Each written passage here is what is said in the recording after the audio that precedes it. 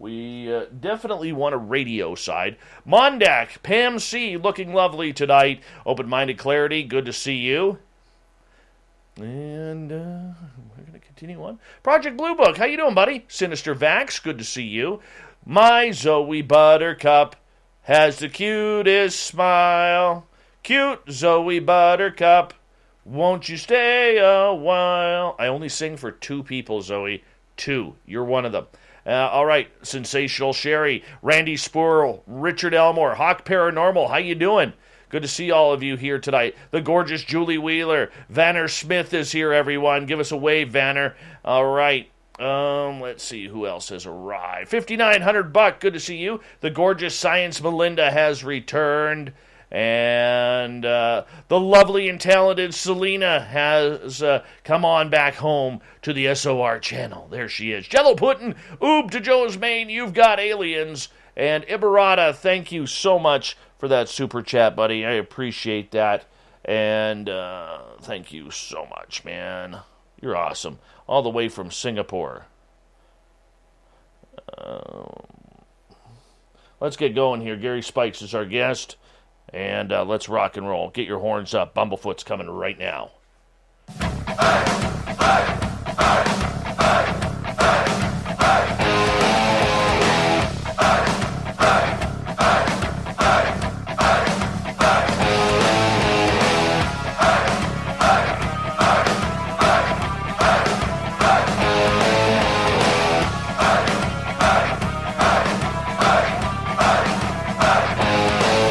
From the mountains of central British Columbia to you listening around the world, this, my friends, is Spaced Out Radio. I am your host, Dave Scott, sitting in the captain's chair of SOR headquarters.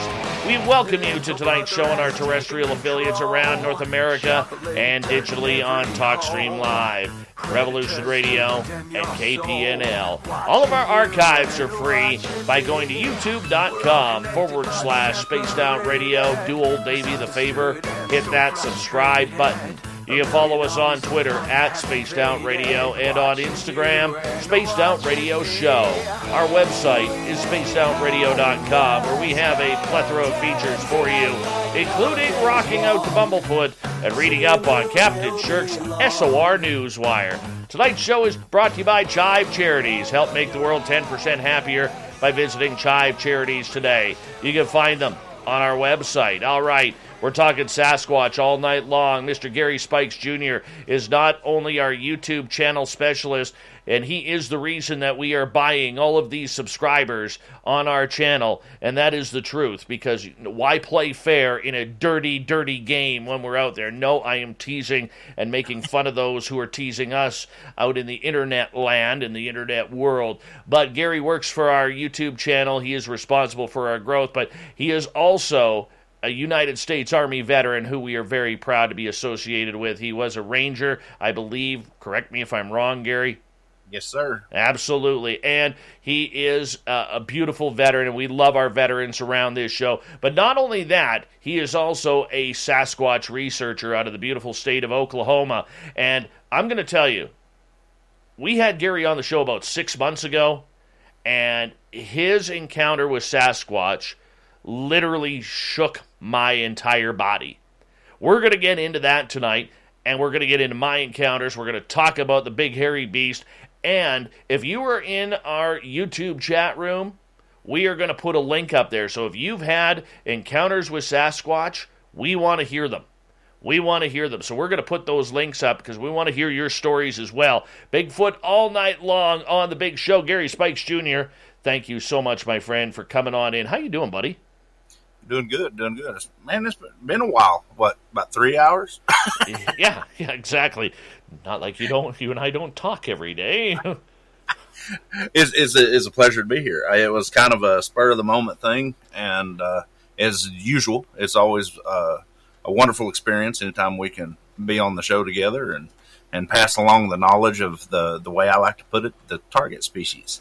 You know, for most of us, my friend, and we'll kick it off right off the bat here. When we think Sasquatch, we don't think the south of the United States. The majority of us out there think Washington State, California, Oklahoma, British Columbia, where all the big forests are, the giant trees, where you walk 100 meters into a forest and you're going to get lost, and just like that. But we really, really downplay or don't give enough attention to the critters that are hanging out in the southern parts of North America here. What do you think about that? Do you think I'm right on that assessment, or do you think that there is enough research going on down there? I think up until, a few years ago that was the norm. I think you meant to say Oregon instead of Oklahoma earlier. Oregon, Washington, California, Montana, Idaho, everybody associates to the Pacific Northwest. But now we've seen in the last, few years that per report, Oklahoma and East Texas is right up there with Oregon and Northern California. And Florida is kicking up a bunch. Mississippi's kicking up a bunch. They've always been down here in our culture. We've always discussed them, even the First Nations people. But there just was not a... I love the word. You're actually the one that taught me that word, the plethora. There was not a plethora. Word. Solid word. Yes. Manly word. There was not, that many reports coming out of this area, but now we're seeing more. And I myself, in my personal opinion, I think that our population is actually growing a little bit down here in concordance to what we down here call the hog boom. We have our population of wild hog is almost at a critical level. It's almost at an epidemic level. It's crazy down here. That just means more hunting, doesn't it? Yeah, more food. And with the law of nature, with any predatory animal, when their prey levels come up, so does the predator levels. When the prey levels drop, so does the predator levels. It's a beautiful balance that Mother Nature has given it. Why do you think that is? What's it like down there? Because when we hear about the creatures up here, we think of a creature that is, I don't want to use the word docile, but that's the one that's coming to my head, that wants to be left alone, that wants to, kind of do its own thing. Very hard to see, professional camouflage, connoisseur. And yet down there, these creatures have the reputation of being a little bit more aggressive and mean. I myself, once again, everything that you're going to hear tonight, unless I quote it as such from somebody else or from a legitimate source, is my personal opinion. But I truly believe that a lot of it has to do with space. Up there, we have a lot more grand expanses of forestry to where they can, push away. Down here, we don't have that. If you have a 1,000,000-acre game preserve here, that's humongous. So we have a lot more human encroachment upon their territory. So they're going to have to, either push back or move out. And I think that's where we're getting a lot of that. Down here, we say that we call them boogers. Down here in the South, we just tell everybody that they just got a bad attitude because of the heat, because it's hot as hell down here. Oh, sorry, I'm not supposed to be. Well, you can say that. That's allowed. But and I understand that, and I can appreciate that. But size-wise, are we talking about the same size creature? 7 to 10 feet, maybe bigger, 18, 20-foot-inch prints? I, personally, the one that I seen was almost 10 feet tall.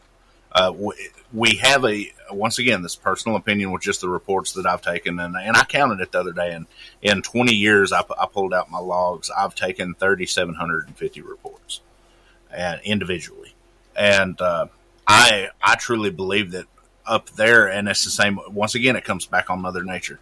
It comes back on the bears up there. We have the big grizzlies, the big browns. We have bigger elk up there. Of course, we do have some of that down here also. But in a general consensus, all the animals are bigger up there. Down here, they seem to be, we do have some big ones. But I would say the average height down here is, 6 to 8 feet tall. And, 4 to 6 to 700 pounds. Now, the guy that I seen was bigger than that. That's just amazing.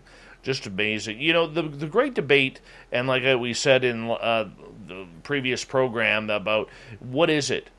what is this all about? Is it North America's great ape? Is it Gigantopithecus? Is it a monkey? Is it supernatural? Is it paranormal? The great debate is what I think is something that is very much harming the Sasquatch community. Why does this debate bring in such divide? I think it's for the lack of better terms, I think it's the nature of the beast. I think it's the nature of the subject. Humans always look, in our sociological and our psychological interactions, we always look for something to believe in or something to debate about. If it wouldn't be Bigfoot, it would be ghosts or UFOs. We see it, you've just gotten me into the UFO community, and man, I just thought that the Bigfoot community was, how would we say, interspectral of oh yeah. And I look at politics and religion, and I myself, I think it's a human side of things. I don't think it's them. You yourself have walked this path with me for the past few months, and when I first came on, I was like almost 100% that they was a great ape, or a human, or a biological creature, and I'm having to renege on that. I think there might be more to this now.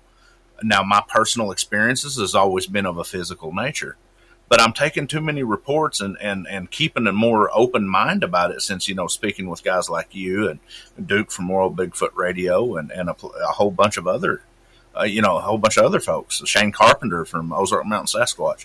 And there might be more to this than it just being a physical being. How do we explain sightings on places like the UK? And sightings in the Philippine Islands, how are they getting there? Maybe, I'm just saying maybe. I'm not saying, well, I'm going to say it this way. When I see one step out of a UFO, I will be the first one to preach it to the high heavens. It's going to be a revelation for me. But that's the thing, though, and that brings up the whole argument, the great debate in the Sasquatch community of what this creature is. Absolutely. I don't understand the necessity for the debate.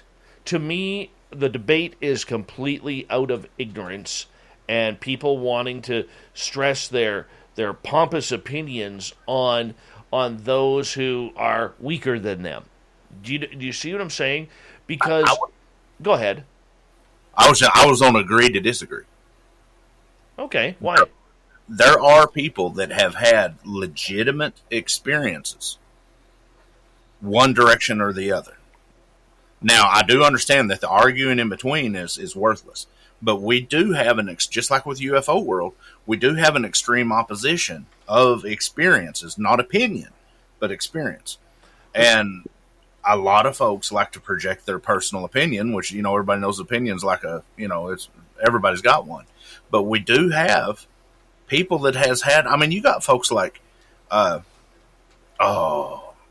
brain just went black. Robin McRae. You got people that's had psychological experiences in communicating with these things.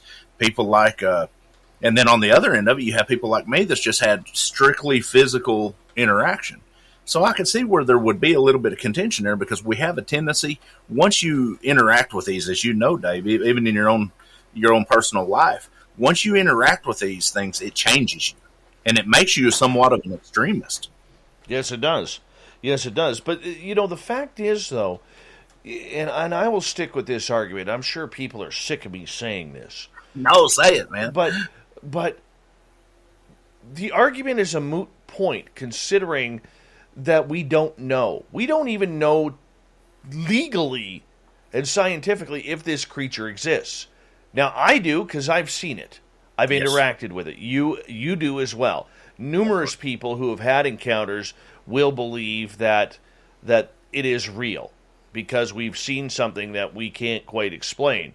However, for the scientific community or even groups like the BFRO that are out there and denying certain points of view of this creature, that's not the way to get things done. And I would debate that with them simplistically and wholeheartedly on this show if they would come on.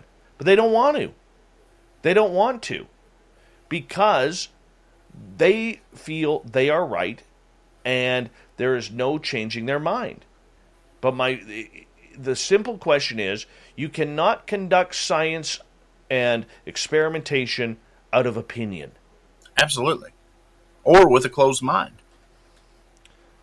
I did have to ask Ian, what was the name of that organization you said? The BFR No? Is that Pretty much. Pretty much. No, you're right. You've heard me say it before, and some people take it as kind of derogatory, but I don't mean it as a derogatory. I mean it as a joke. I tell people all the time, we're all chasing the proverbial tooth fairy, because until we are able to, I truly believe that there's been good enough evidence presented.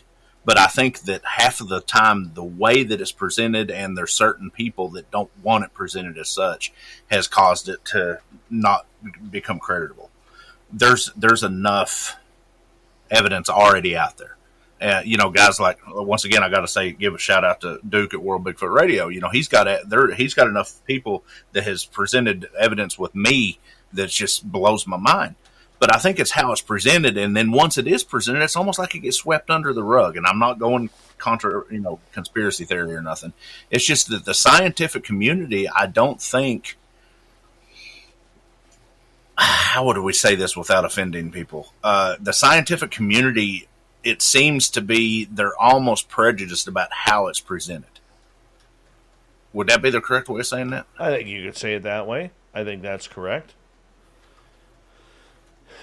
But it still does not cure the fact that shooting down any type of idealism, if we could call it that, about the Sasquatch, what it is, who it is, where it comes from, what it's made of, without proof. Absolutely. We don't have a body, as far as we know. There's a bunch of conspiracies that there's bones and everything sitting in the Smithsonian and in dark, deep underground caverns of U.S. military bases. There are Sasquatch locked up that they are trying to make into super soldiers. We've heard it all. That's what the woo is for. Major woo. That's where you hit peak woo right off the bat, Gary. But the big thing for everyone else is we can't play by those rules right now. We can't play by those thoughts. What we do know is there are a number of people who have encountered a massive creature in the forest. And what is it? Where does it come from? How long has it been here? Why is it here? And more importantly, what is it? So with a lack of evidence outside maybe some handprints, footprints, maybe what we feel is actual scat from this creature, all right, and some hair samples. What are we chasing here, man? That's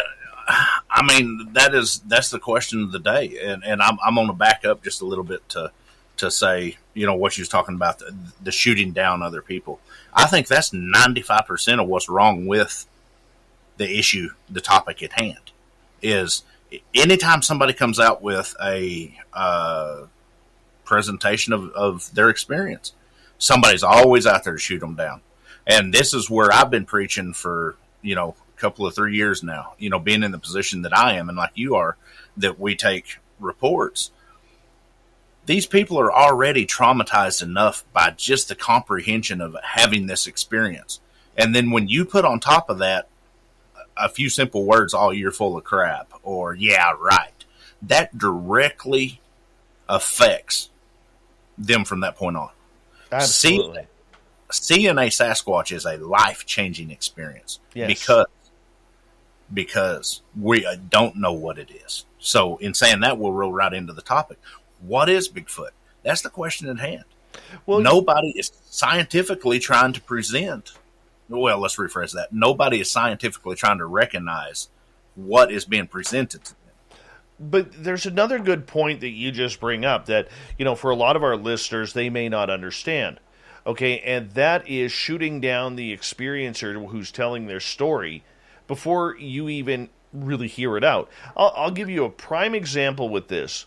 Okay, I was on a show recently called Unidentified Celebrity Review with Lou Jimenez, who was, part of our roundtable discussion last month. Great guy, runs a fantastic show, asks very pertinent questions. I expect, any of our listeners to go check it out. And he had about 150 people in his chat room live while they were watching the show, and he's interviewing me about my experiences. And I had a lot of fun with him. But, I go back, and because we have the ability to see the comments in the chat room, there's always those people out there who have to try and bring you down. Yes. Like there's people, oh, you didn't experience that. That's BS. That didn't happen. Well, when I saw the alien in the forest with Samantha Mowat, last I checked, Joe Blow from the chat room wasn't there. Samantha was there. I was there. The aliens were there. I sure as hell didn't see Joe Blow from the chat room. Right? But we have this want and need. And look, there's a lot of people out there looking for their 15 minutes of fame, but that is such a small percentage of people who are trying to pull the wool over the community's eyes. But there is such a small percentage, and yet they drag everything down.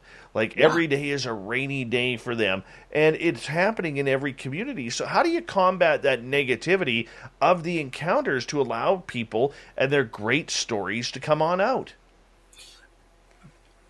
That has been an unpitiable part of my experience over the past 20 plus years. I have always tried to atone myself to people that have a legitimate interest in the subject matter and a honest interest in the subject matter. And I've always tried to keep an air of neutrality. Now, I do have an opinion. I'm like everybody else. I have a very strong opinion, but I'm learning each day. A lot of these folks, I don't know what it is. It's almost like they're, for the lack of better terms, is one bad apple is almost ruining the whole bunch. It's just the way I combat it is I stay consistent, I stay neutral, and I try to stay open for people. I give people an open platform. No matter what you've seen, what you experienced, what happened to you, I'm here to listen to you. It's your story, not mine. I am just here to help you along with that story. When you come on as a guest or I take your report, it's your time to shine, not mine. Like you said, the 15 minutes of fame. I'm not out here for the fame. I'm out here for the betterment of the species. I'm out here for the conservation of the species. And I hear people say all the time, oh, they've been hiding from us for thousands of years. They don't need conservation efforts. Yeah, they do. We, as a species, look at the lowland mountain gorillas. They was a myth until we discovered them. Same way with these guys. But in retrospect to what you said earlier, the only evidence we have is a few handprints and a footprint and maybe a fleeting video here and a fleeting video there. I think that we're dealing with something of a higher intelligence level, at least human or higher. Well, and that's what I think we're dealing with too, and that's why it's so important. Look, we don't start looking for things unless people see something. Absolutely. All right? That's what happens. That's what has driven people to this. And I can also understand the handful of people out there who are sick and tired of hearing the experiences. They want it proven already. They're tired of the bad videos. They're tired of the monkey costumes on YouTube, which make up for about 99.8% of all videos out there. They're tired of the CGI. They're tired of the Patterson-Gimlin film being 52 years old and still, the number one film going. They want something different. You can't argue that. All right? But what you can argue is the fact, as we got about a minute to go here before we go to break, you can argue the fact that you can't shoot down the people who are making these calls, because if you shoot them down, you're running out of sources of where to look. Absolutely. When you shoot them down, you literally shut them down, and you shut down that train of information. Whether it be real, fake, whatever it is, we still have to have that train of information. Absolutely. And that's what we got to keep going. That is what we need to be able to keep seeing on there. We need those experiences. And that's why in hour 2 tonight, what we're going to do is we're actually going to put the link up in our chat room on YouTube that if you want to join us and tell us about your Sasquatch story in hour 2, we want to hear it. We're going to bring you on the air, and we want you to tell your Bigfoot story. We want to hear that Sasquatch encounter that you had. I think that's going to be cool. In the next 30 minutes, though, get ready to have the crap scared out of you, because Gary Spikes Jr. and his beautiful Fu Manchu mustache are going to tell you point blank the close encounter that he had. How's 2 feet? 2 feet, people. Imagine that. Not the 2 feet on the body, 2 feet away from Sasquatch. Next with Gary Spikes Jr. on Spaced Out Radio.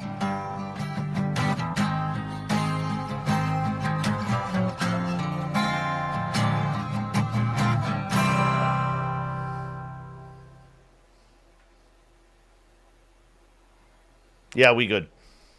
Cool. I shall be right back. No problem. Don't forget to shake twice. Hi, everybody. I'm Dave.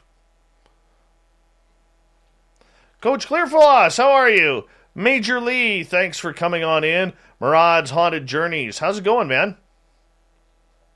I'm going to check you out. Hold on. I'm going to open up I want to see what you're about. Sounds like a real cool name. Murad's Haunted Journeys. Okay, I hit subscribe on yours, man. This looks really cool.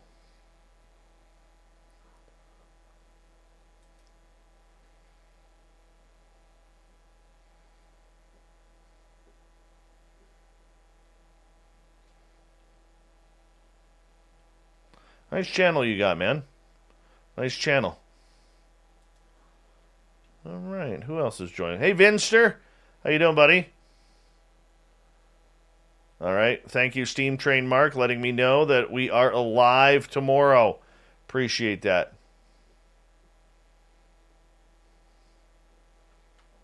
Ross Smith, good to see you. Nice to have you here. Robert Two Crows, my man, how are you? Night Gazer, good to see you. Robert Two Crows has one of the best beards in the chat room. If you can see this, check that out. Look at that. That looks like he just has like 2 coat hangers around his ears, and he just takes his beard off, hangs it up, and then in the morning picks it up and puts it back on. That's a fantastic beard. That's the way they should look. Murray F., thank you so much for that super chat tonight, man. Really do appreciate that. Along with Ibarata in Singapore, and Swampy and Black Dragon, and Adam, thank you so much for your love and support of SOR, everyone. Really do appreciate that. Thank you. Cat Chaser's back. Cat Chaser, we love your support of Spaced Out Radio. Always. You never forget about us. Really, really do appreciate that, Cat. Guillermo, how you doing, man? Good to see you. Oh, Gary Spikes Jr. is back. Yep. Mm-hmm. I had to go let Scout the Wonder Dog outside. Mm-hmm. Who's he gonna maim tonight? I don't know. Yeah, last night was intense, man. Yep, there's gorgeous Gloria from Casual Conversation. One of her fantastic hellos right there.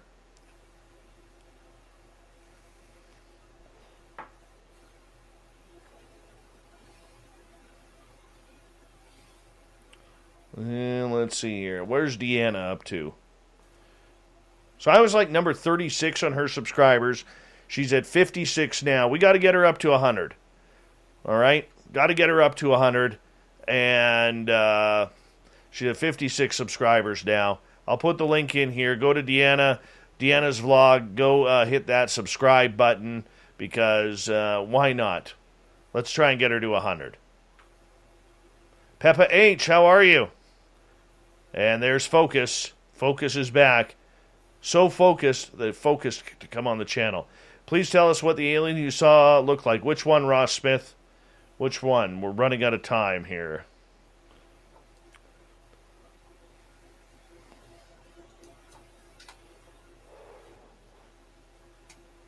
Thank you, Murad. Appreciate that.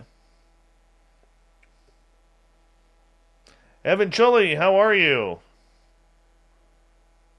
We don't talk politics in here, man.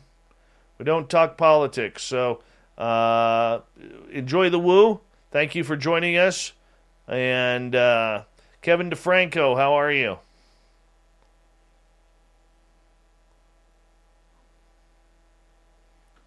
All right, we got about 45 seconds.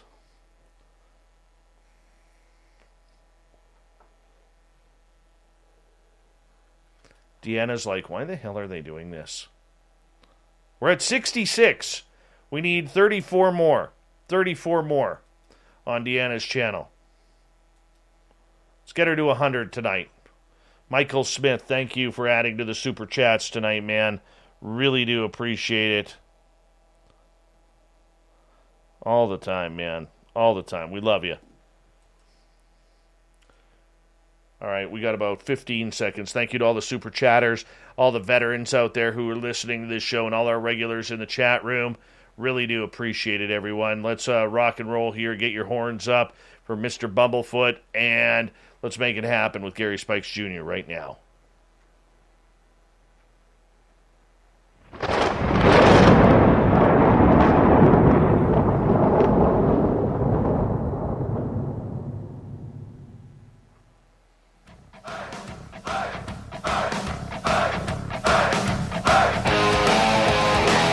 Second half hour of Spaced Out Radio is now underway. My name is Dave Scott. Thank you so much for joining us. We really do appreciate earning your listening ears wherever you are on this beautiful planet we call Earth. Want to remind you that if you missed portions of this show or others, check out our free archives by going to youtube.com/Spaced Out Radio. Do old Davey the favor, hit that subscribe button.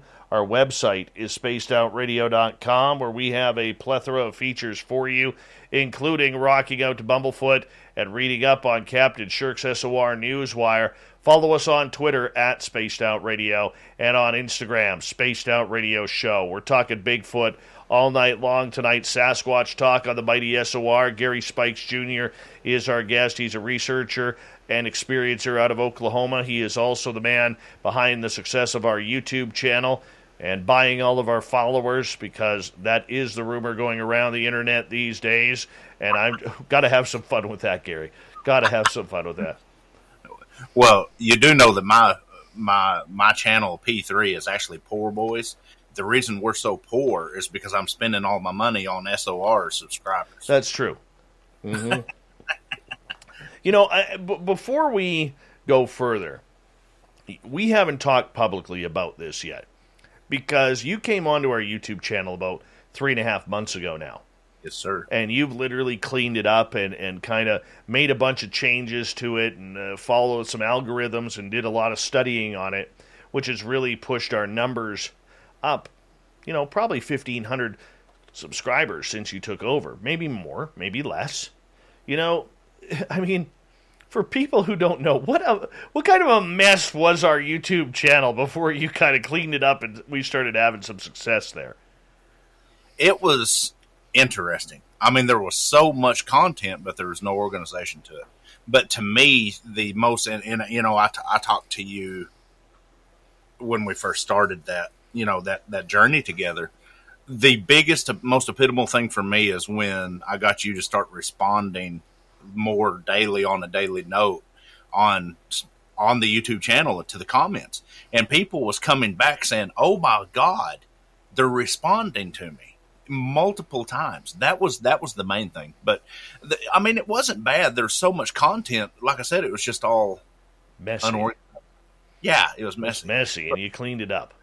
We got that done, and we did some stuff. And you know, the beauty of working with you, Dave, is you're so, for the lack of better terms, you're so anal retentive about everything because of that journalism background. So I just pitch an idea to you, and you just take it and run with it. But we haven't really done nothing outlandish. Just honestly got our activities up. We do daily vlogs. We do daily comments. We organized everything, put playlists out there, and started interacting with people, and that pushed the algorithms for YouTube, because you already had the numbers. I mean, you was already at, 11,000, 12,000 subscribers. I think just over 11 when you came in. Yeah. And we just literally just reorganized and put it out there. We didn't do nothing outlandish. So what do you think about all these accusations that we're buying followers? I love it. My father, of course, you know my dad. You've talked to him. Has always told me that you can always tell you're doing something right when people are hating on you. I love it. Hey, bad publicity is as good as no publicity. But when I see a man bending over a microphone like this and just shaking, just red in anger, and I'm not going to say no names. We all know who he is. And he's just so upset about somebody else's success. I look at that and I say, aha, there's about 80% of that part of the Bigfoot community. Because they just can't stand that somebody is doing good. They have to run them down. And I'll be honest, I got blocked from his channel by just commenting honest statements. You know, I wasn't even outlandish about it. I just flat out asked him, I said, where are you getting your information? Oh my God, I don't like you. Goodbye. Click. It's like, really, guys? Can we be a little bit more professional here? I don't know. Gary Spikes Jr. is our guest tonight on Spaced Out Radio. And before we get to any audience questions here, Gary, let's get into it right off the bat. You are a Sasquatch experiencer. You started looking for this creature. You know, why? Why get into this? I had too many questions. I've always been an outdoorsman. I'm a fourth generation veteran. I'm a fourth generation hunter, fourth generation farmer. I say farmer because we had a few cattle, but we was mainly farmers. But love the outdoors. It's where I find my peace and my solitude. Been out there since where I was raised up. We didn't even have internet we didn't even have telephone in the house until the mid '80s. You as a kid, if you went inside and said you was bored or tried to play a video game, which we didn't have video games, Mom would spat your butt, give you a garden hoe, and put you out in the garden raking leaves or something. And thank you. Wow. Yeah. Wow. Semper Fi, Black Dragon. Definitely. Wow. But make a long story short, I thought I had an experience at a young age with my grandfather in Colorado. We thought we'd seen something. And I had questions, and my grandfather wouldn't answer them. So I started digging, got to digging a little bit. I seen the famous legend of Boggy Creek, which our farm's not very far from there in southeastern Oklahoma. I actually do a lot of research there. And as time went, having the experience and just spending time outdoors, they always taught us to be aware of our surroundings, and you would notice little things. And I won't get into all of it. I could sit here for hours and tell you little innuendos and stuff that happened. But I didn't have my first sighting until I started actively researching at the age of 17 when I joined the military. And I didn't have my first sighting until 2016, about 5-6 years ago. And it changed everything about my life. It literally changed the perspective of my life. Now, this story is very hard for you to speak about. Yes, and I can't believe you volunteered me tonight for it. Absolutely. Before we get into the story, you're a tough man. You've seen some horrific things that no human should ever see in war zones and in combat. And, I'm not trying to dredge up any memories, so I'll shut up right there. But you have seen some of the worst in humanity. I think that's a fair statement. Yeah. Okay? Yet you would take that over this encounter again every time. Oh, easily. Why? What goes through your mind? Explain the feelings to us about why you would choose being in a combat zone where you could potentially die over having your Sasquatch encounter again. Being in a combat zone, I was trained and prepared mentally, physically, emotionally, as much as you can be. I was, for the lack of better terms, Black Dragon, very well put. Marine Corps, I was Army Ranger. We, as the United States military, we are trained. If you're a combat vet, you're one of the highest trained military. I was prepared for that. Even spiritually, I was prepared for that because I knew I was going to be in the military at a young age. I'm a fourth generation vet. I'm a third generation combat vet. you cannot prepare. I have, man, you're going to drag me up.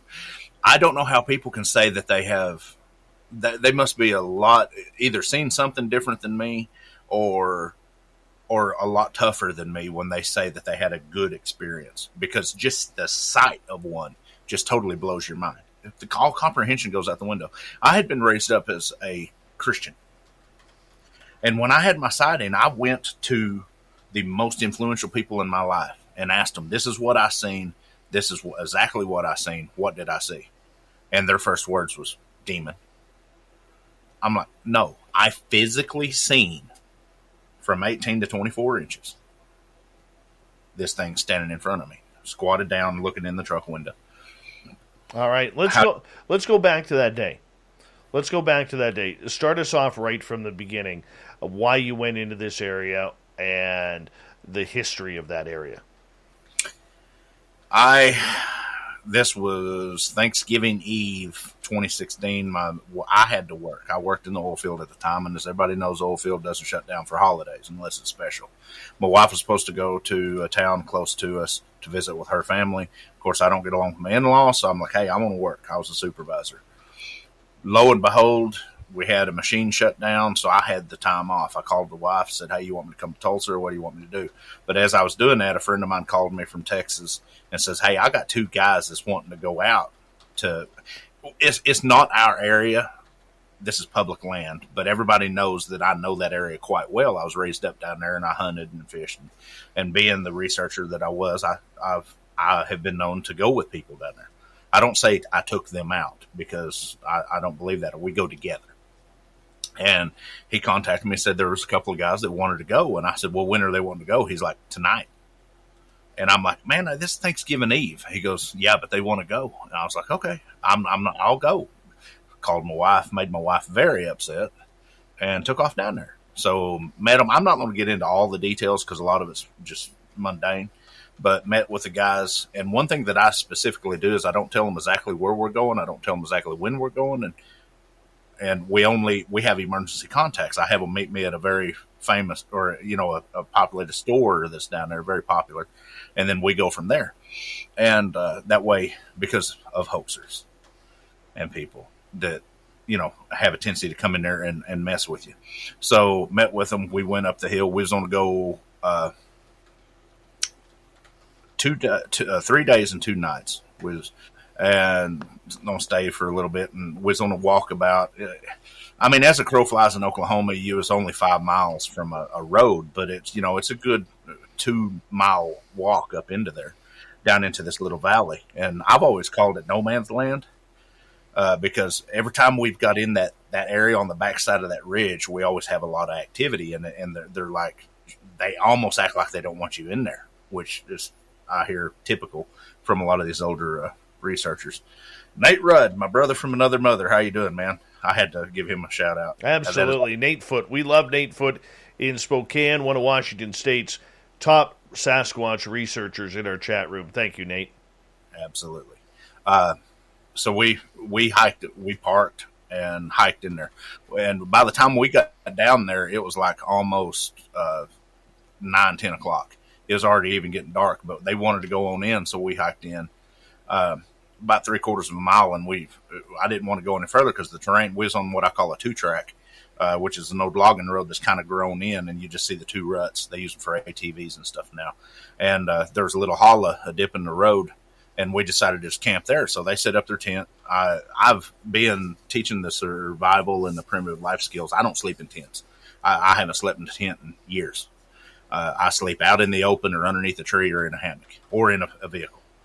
And the story behind that I ain't going to get into. I slid up underneath a cedar tree, rolled my bedding out, got everything set up, slid out, started making a fire. They set up their tents. We'd been sitting there 30, 45 minutes. And make a long story short, we're sitting there, and they kept kind of poking fun at me because I was sitting with my back to the fire. I never look directly at the fire. It's a military and outdoorsman thing. And as time went, I started hearing in the distance. Once you're in the woods a while, any of you hunters and stuff will know, and researchers, when you get in the woods, you start detuning from the outside, all the, I call it trash noise, cars, trucks, and your hearing actually will start getting better over about a 45-minute to an hour time. And we had already been walking up through there, so we're talking a couple of 3 hours in, and I started hearing off in the distance. You could hear, I always call it the hum of the forest, but it's like you'll hear in certain areas, like 100 yards out, the crickets will stop. And you'll hear over here, birds will do a different call. It's just a thing that I'm big into, and a lot of you outdoorsmen would know. So we're sitting there, and I kind of heard that, but I didn't say nothing. Make a long, to get right on into it, we was sitting there. I said, guys, we're going to be hiking in the morning. It's already late. I had already been working part of the day and drove 5 hours to get down there. I said, I'm going to go to bed. And I slid. I always sleep with my head uphill. That way the blood doesn't run to your head. It always runs to your feet. So I was literally underneath a cedar tree that was about this big around. And I had my feet up, and I always, on a steep embankment, I always put my feet up against a rock or up against a cedar tree. That way you don't slide down the hill. And we was sitting there, and as I slid underneath there, up the ridge, because it came up a ridge like this into this little 2-track, was running parallel with the ridge, and it kind of hollowed out, and then it went back up the ridge. Up the ridge, we actually heard a wood knock. And I'm not going to get too deep into all that, because I think the epitomal part is we'd be here all night. Heard a wood knock, and then we heard tracking up above, and they was mid-sentence and stopped. And so we're sitting there listening, and you could hear the activity up above us over a period of, a couple of minutes. And I'm just laying there listening. And then below me, down, coming up the embankment, you could literally hear rocks sliding down where something was coming up the embankment. Okay. Anybody that's done research with Sasquatch, this is just my personal theory. Y'all can agree or disagree. But usually, I don't ever look at the direction that the noise is coming from. They're usually making noise to get your attention. But I heard, and this was, to me, in a personal note, this was living proof of that. Something was sneaking up that embankment. And he wasn't probably 20 foot down the embankment below my tree. And at this point in time, I said, okay, I've had enough. And because I'm a true believer that it's not the Sasquatch that you see, if they want to come at you, that you got to worry about. It's just like with a pack of wolves. It's the ones coming from the sides. It's the whole Jurassic Park raptor thing, and because a lot of your predatory animals do that. And I slid out from underneath there, and I looked at the guys, and I said, all right, guys, we've had enough. I'm heading down. And because we've had this kind of activity before, and I know a lot of people are like, you're a researcher, you're an experiencer, you should have stayed there. And yes, but I will say this. This was within a just very short distance, within 3 or 4 miles of the infamous siege of Zenobia in Oklahoma, where an alleged aggressive troop of Sasquatch terrorizing people. And I looked at them. I said, let's go back down. I said, they was upset. I mean, I'll be honest with you. And call me a chicken, call me what you want. I don't care. They packed up, we started down the hill, and we literally got followed. I'm not going to get into all the details. You can catch the whole story on my YouTube channel, but we got followed almost 3/4 of a mile down the hill. You could literally hear them on either side doing little, wood knocks and stuff like that and making noises. And one of the guys swore later that I had him in front with a spotlight, and a guy, I was on the back end. I had him in back, one in the middle, and I was on the front with and he says that he was looking over my shoulder, and I told him just take your lights, and for some reason a bright light off to kind of keep them away. And he says he swore he saw something moving from tree to tree, but I wasn't paying attention to that. I was trying to get down the trail. We got down the trail, got to the bottom of the hill. I was ready to go home. When I get run out of the woods, I'm sorry, it's time to go home. And they didn't want to. They wanted to go back up the next day and see if they could find tracks.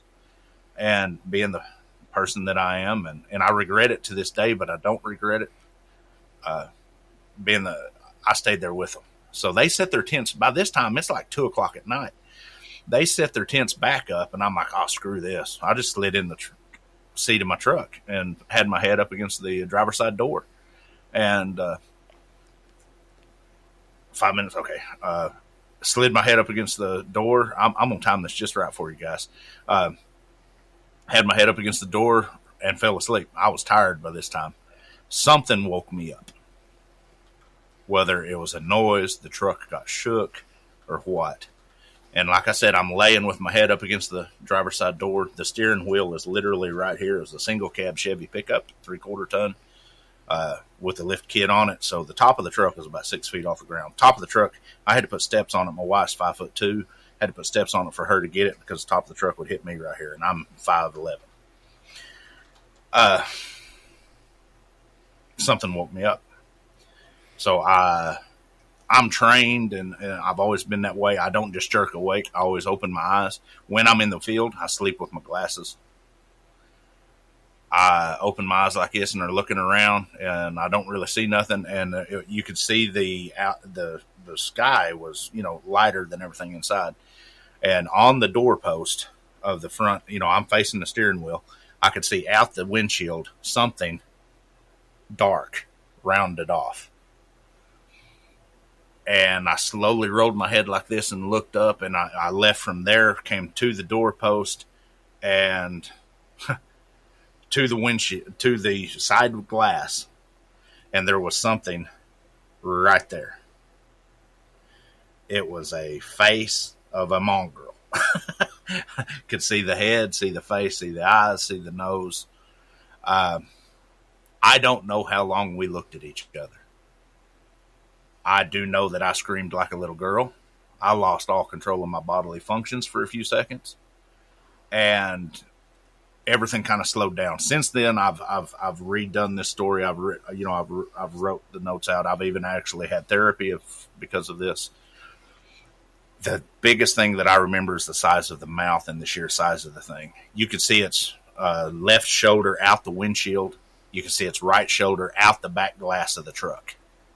And its head and this part of its shoulders filled up that Chevy glass. That glass is 34 inches from front to back and 26 inches from the top of the door to the top of the cab. I screamed. I don't know how long we looked at each other. I screamed, reached for my pistol. All in a split second. I used to say that I thought that it was because I reached for my pistol. I don't know. I'm not going to say that. I think that it seen that it was awake. It kind of huffed because it was cold at night, and it kind of fogged up that window. It stood up. When it stood up, the top of the truck hit it about mid-xiphoid process. He took 3 steps. I specifically heard boom, boom, boom, crash.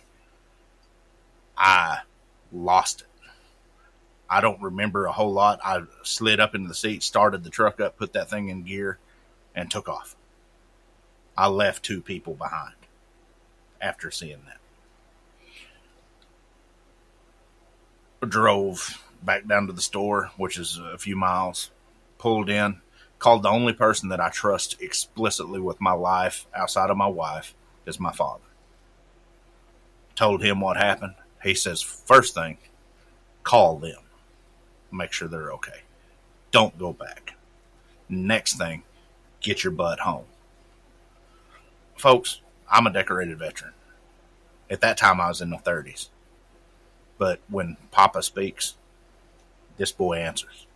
Called them. They said everything was okay. Why'd you leave? I said I had a family emergency. I didn't even want to. I was so shaken up by that time. I drove 2 hours to go to the house, sit at my dad's house. Luckily, I had some clothes because you could not stand to be in the truck with me, if you get my point. That's the caliber of an experience that these things up close, the fear they can put in you. I've told this story enough now, thanks to people like Dave. He likes to drag it out of me, that it's become almost a therapy for me. But people will never understand until you experience that. And that's where I'm going to leave it this before we go to break. How much time we got, Dave? 20 seconds. Be careful what you say when you're listening to people's stories, because stories like this directly affects their life. And your response to that can ruin their life. Strong statement, man. And, I know you and I have talked privately behind the scenes of this show about this encounter, and we don't talk about it often, but I can tell you that that encounter, to take someone of everything that you have seen in your life, and that encounter, I mean, I can tell right now you weren't even thinking properly, because there is no way, as a soldier, that you would ever leave two men behind. You would never. And that's how deeply it affected you. Gary Spikes Jr. is here. His beautiful Fu Manchu mustache looking great on our YouTube channel. You'll have to check that out on the archives. We'll continue the Sasquatch talk, and we are going to definitely hear some more encounters on tonight's show. We'll be back.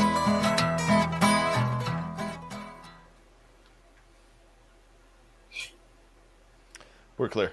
Hey, Life Dweller. Waylon, how are you? Barry Browning, good to see you. Mennonite Abe, thanks for coming on in. You doing okay, buddy? You doing okay? Yeah, I'm hating you right now because I got to sleep at some point tonight. You can hate me, man. You can hate me. But people need to hear that story. People need to hear that story. Yeah. Paul Holland mentioned something, said if he wanted you, the glass would have never stopped you. I've said it a lot, that I tell people that big brute could have ripped me out of that truck and folded me up and shoved me up the tailpipe like a banana.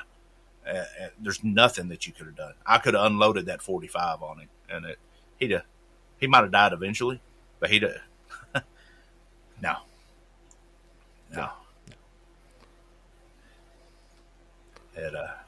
No. Definitely not. And man, you got me on a high horse tonight. That's what drives me nuts, when people belittle. You started this ball game. I hope you're when they belittle people in their encounters. And I have myself in the past, when I hear the crazy woo stories, people having mind speak, people seeing villages of them, and stuff like that. I myself have been guilty of that. We don't know. That's the only consistency we have with Sasquatch. We know more about UFO and have more proof about UFO than we do Sasquatch. But the only consistency we have with Sasquatch is we do not know. Right. I agree with you. Mitchell, how you doing? All right. We're on a little bit of a quest here. If you're new in the chat room, I'm going to put a link in here. We have a new listener named Deanna. Her vlog is on that channel. Yesterday, when she came into our chat room for the first time, she was at like 35 subscribers. I'm number 36. We're trying to get her to 100 tonight, and we're at 77 so far. So if the Spaced Out Radio listeners can help out, let's get Deanna's vlogs and more up to 100 tonight. Can we do that? All right? Can we do that? That would be really, really cool if we could do that for her. Why not? Let's help out another channel. And, yeah, why not?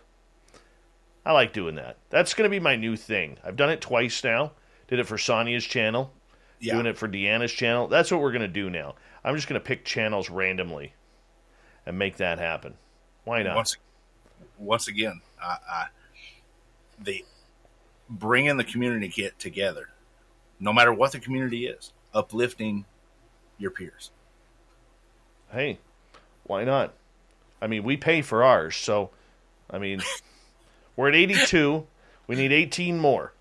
18 more for 100. Let's hit that goal tonight. Let's hit that goal. When we get to 10, I'll write a check and we'll get the other 10 in. Yeah. By the way, Black Dragon, thank you so much for that amazing super chat. That caught me off guard, dude. Caught me off guard. And way too kind. Way too kind. And thank you. And I'm going to assume with the Semper Fi that you're a former Marine. And that's beautiful. Thank you so much. Because we do, I mean, Gary, you know that we're always thanking the vets for listening in and tuning us in, man. We love the veterans around here. I got a lot of friends who are veterans. And anything that we can do to show support, we're going to try and do it. That is for sure. And so thank you, Black Dragon. And I'll say thank you to everybody else here. Deanna, Patrick, Michael, Cat Chaser, Murray, Ibarata, Swampy, Black again. and Adam for the amazing super chats. Really do appreciate it. And thank you so much. Let's see where Deanna's sitting at here. We're at 85. We need 15. We need 15 more people. I'll put the link up once again if you missed it. And then we're going to put the link up for this channel. If you have a Sasquatch story, and Nate Foot, if you're here listening in, if you want to join us, you go right ahead. All right? I'm going to put our link in here as well. So that way, if you have a Sasquatch stories only, I want you to come on in and join us and tell us your story and go from there. Hold on to that link until we come back on the air in just over a minute here.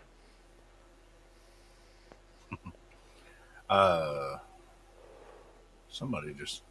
I didn't catch who said it. Somebody was talking about this. Oh, Evan Choli, did you smell a skunk smell? In 25 years, I know I've been within 30 yards through audio confirmation and or visual confirmation of this target species, and I've only experienced the smell one time. I honestly, in my personal opinion, believe that they can exude it and not exude it, whether it's passing gas, glands, or whatever.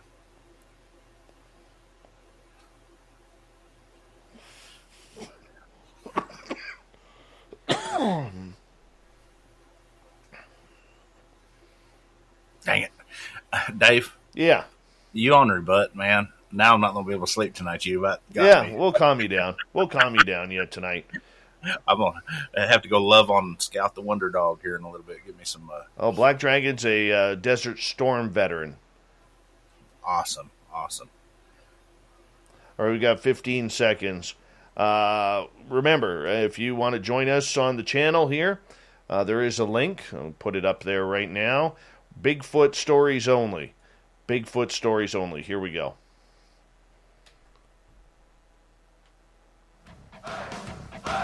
You're listening to Spaced Out Radio with Dave Scott. Follow Dave on Twitter at Spaced Out Radio and on Facebook, Spaced Out Radio Show. Hour number 2 of Spaced Out Radio is underway tonight. My name is Dave Scott. Thank you so much for taking the time to join us. We really do appreciate earning your listening ears wherever you are on this beautiful planet we call Earth. We want to say hello to everyone listening in on our terrestrial affiliates around North America and digitally on TalkStream Live, Revolution Radio, and KPNL. All of our archives are free by going to youtube.com/Spaced Out Radio. Just do old Davey the favor, hit that subscribe button.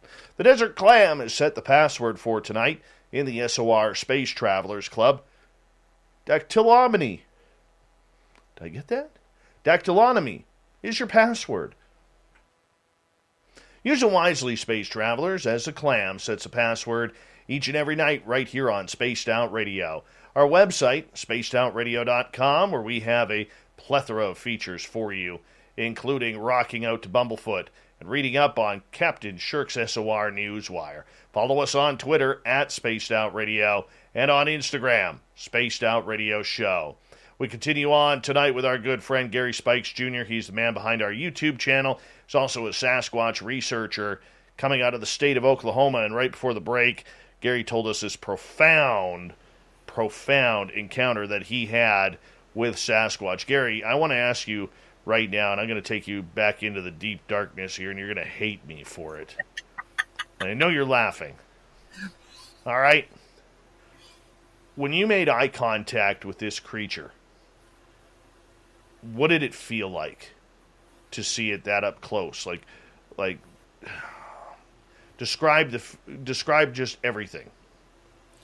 Overload of fear, emotion, anxiety.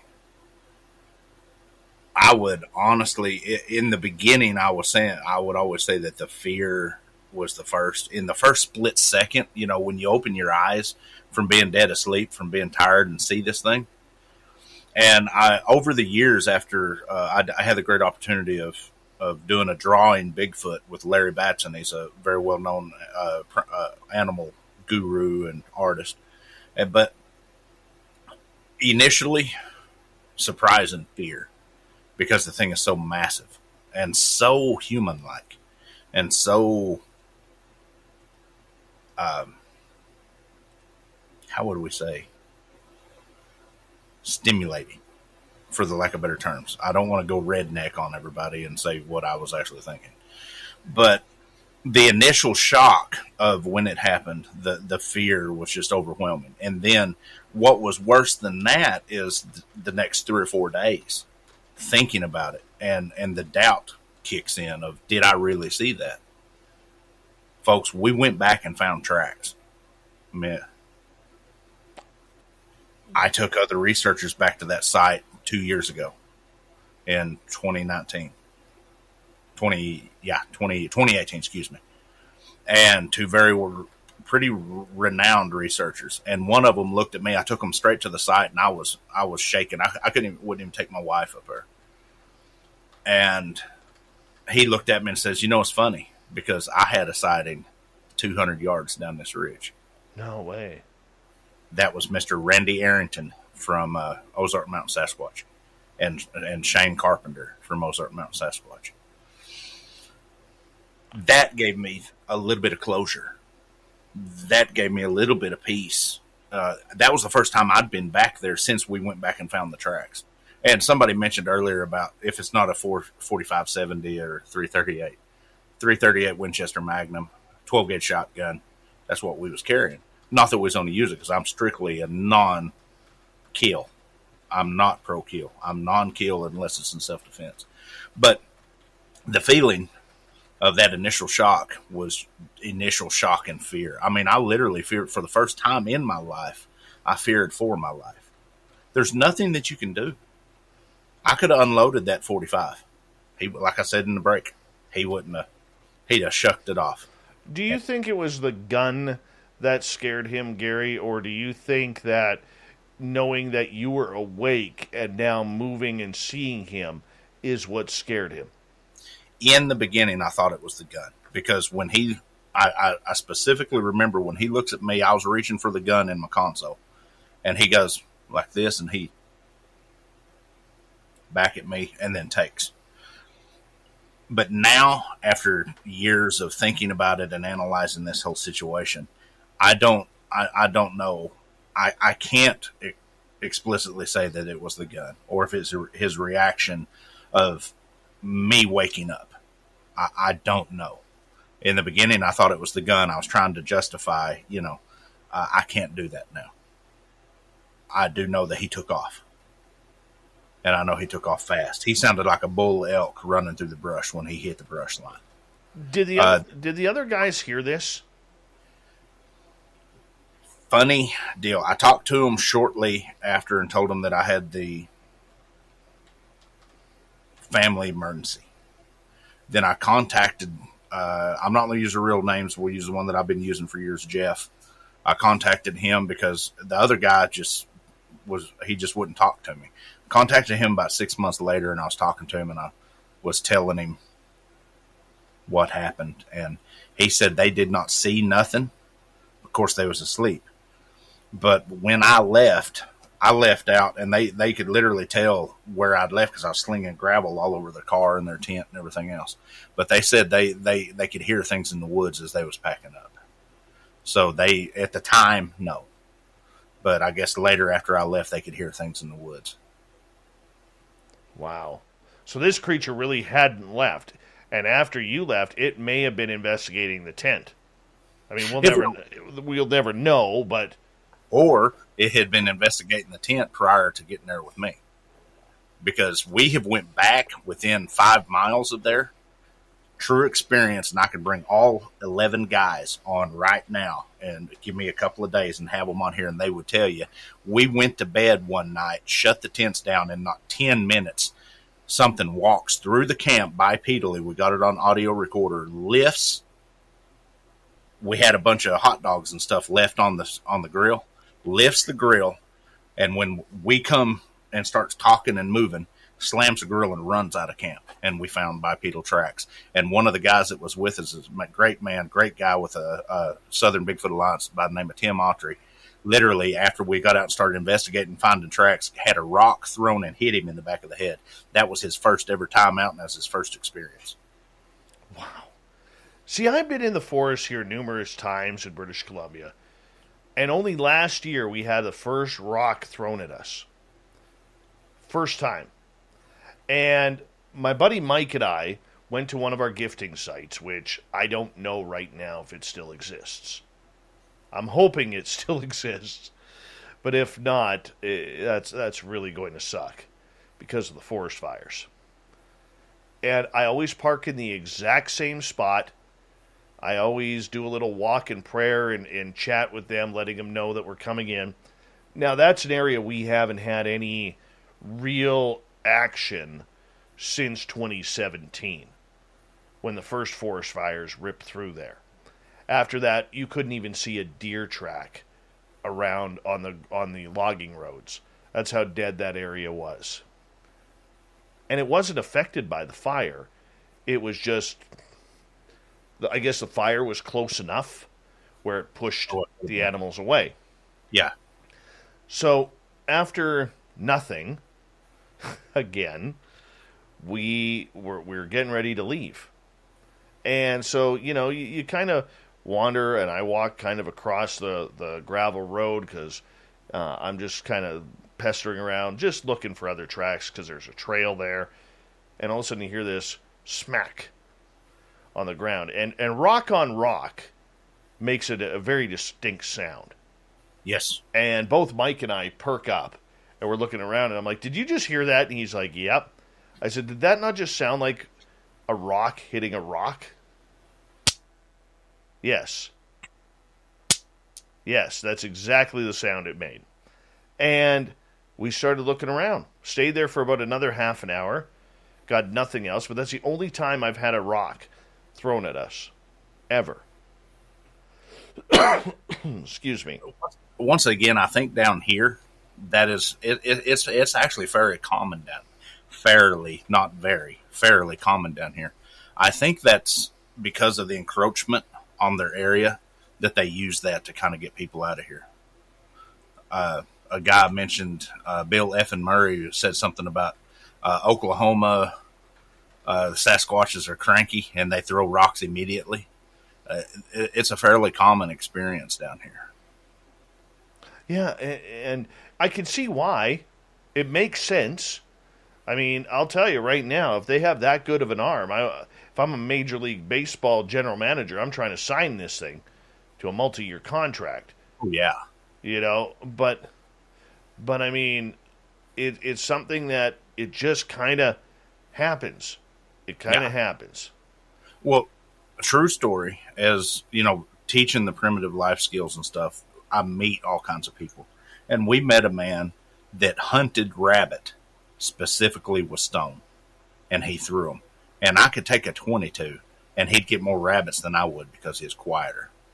Now, you take somebody that does that as like he was, he throws them a lot. But if you take something like a Sasquatch, if that's how they harvest their game, they would be 3 times better. I mean, look at archery. People that does archery, I do archery. People are uncannily accurate. And with the strength that these guys have, if they want to hit you with a rock, they're going to hit you.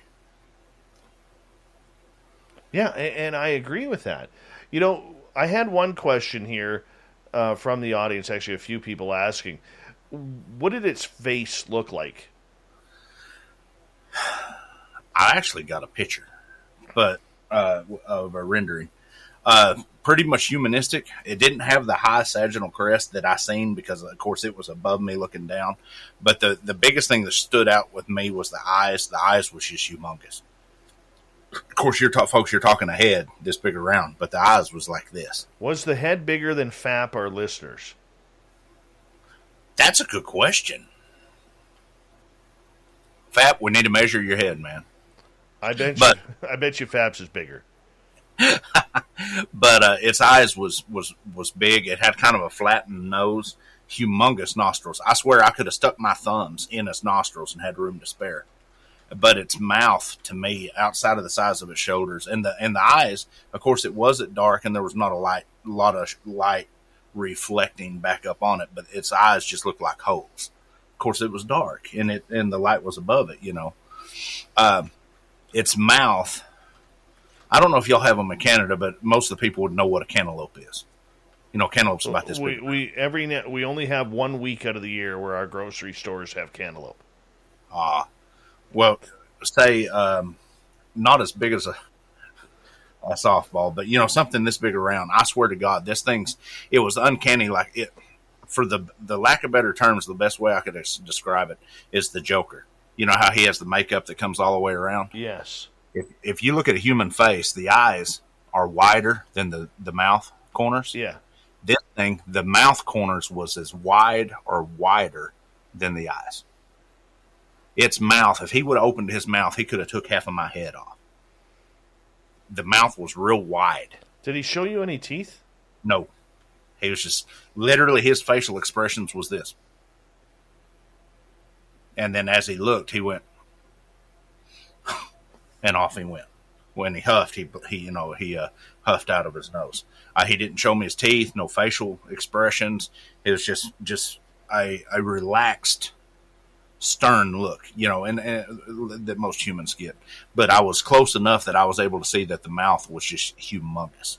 And the jaws and the jawline was just muscular. I mean, it was like a real squared off and blocky jawline. I can see that. I can totally see that. I mean, Gary, I don't think any of us could really imagine what that's like to have that close of an encounter with a creature that technically is not supposed to exist. I understand your explanation and everything of what happened tonight that you have said, but how has it changed you as a person? I have always been very big into higher learning, and I've studied martial arts my whole life, and of course I'm a very spiritual person. But the most, you said earlier about how it made me feel with the fear and everything. The most epitomal part of me was later when I went to my preacher, one of my best friends that was my preacher for years, and asked him. They said it was a demon. I don't want to get into that part of my history, my past. That's a whole nother show. But I have been in the presence of darkness. This was not darkness. This was sheer awe as time went, and sheer natural. I'm sure that they have the capability. Oh, believe me. But my whole point of it is I literally changed religions because of this. The only religion on this planet that openly acknowledges the presence of these entities is Buddhism. And it totally changed I have not killed a single animal. I have not killed a deer since then. And I used to hunt deer. I used to hunt bear.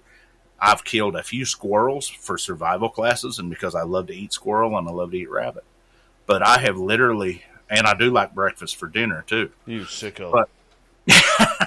But no, it literally changed. I tell people all the time that it scared me sober. But my wife had to correct me. I had, made my transition becoming sober before that time. And there was no alcohol involved at that time, but it literally scared me silly. The biggest thing for me, the hardest thing for me was here I am, what I am, a combat veteran and a Sasquatch researcher. I went out in the woods to look for this. And when I found it, it terrified me to my core. And then I questioned myself, did I actually see that? Was it a dream, maybe? Was it this? Was it that? I went through all the scenarios. When we went back and found the tracks, that told me that I wasn't dreaming. So then we go through the questioning stage. Well, what is it? Just like we was talking about in the beginning of the show.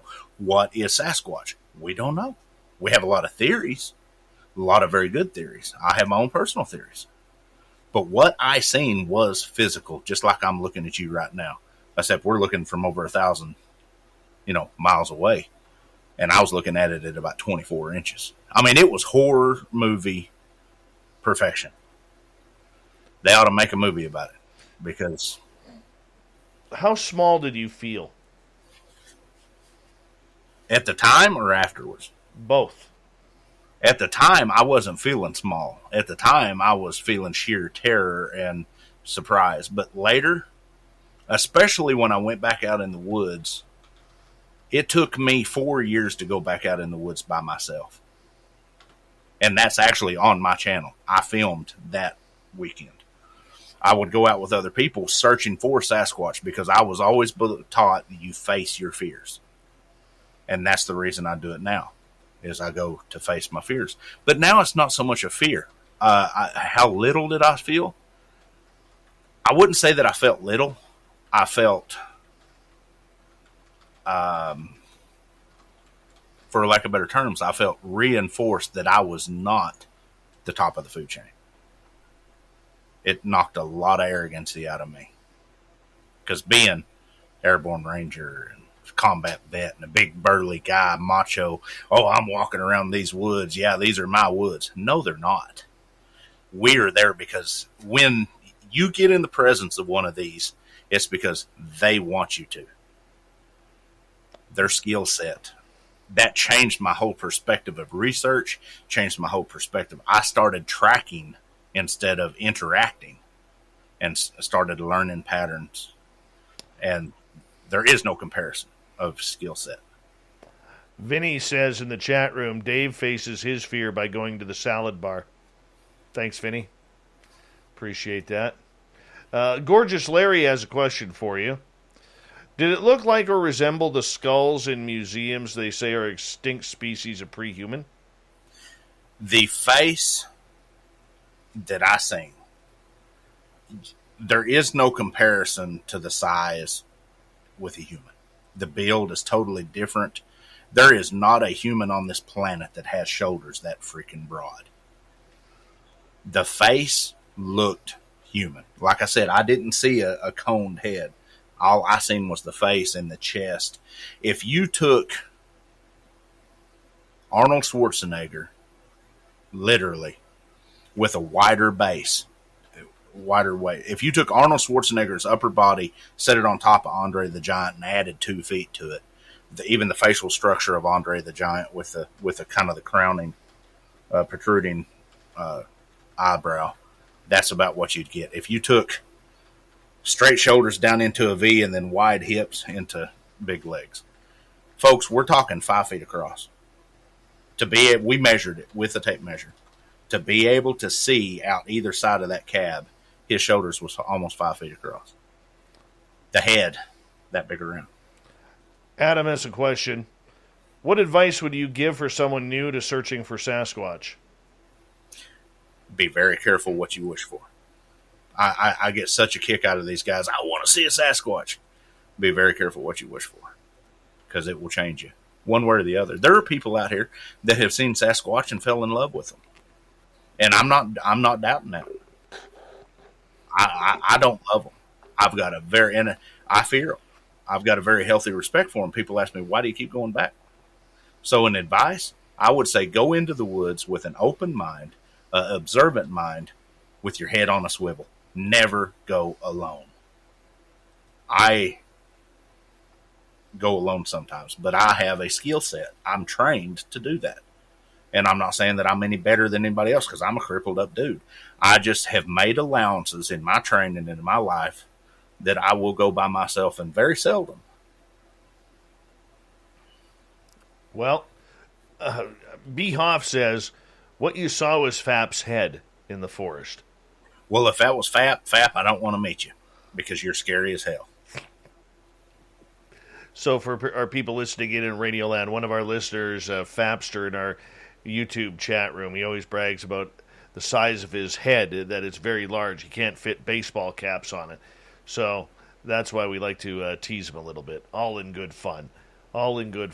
Gary Spikes Jr. is here. We got about another 30 seconds before we're going to go to break here at the bottom of the hour. We are talking Sasquatch all night long. We're trying to lure Nate Rudd from the Washington, Idaho Bigfoot Society to come on in here and join us.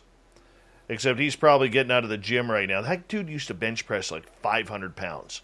He still holds a national record. Yeah. 500 pounds. Yeah. This guy could literally wrestle a Sasquatch. No, he couldn't. No, he can't. I'm not putting money on him that he's going to win. He could attempt. He could attempt. Well, you got to understand. There is no way he is locking a figure four leg lock on it. Your brain on Sasquatch. You got that right. Sasquatch Talk continues on Spaced Out Radio. Gary Spikes Jr. We're looking for Nate Foot. Where are you, Nate Foot? We'll be back right after this.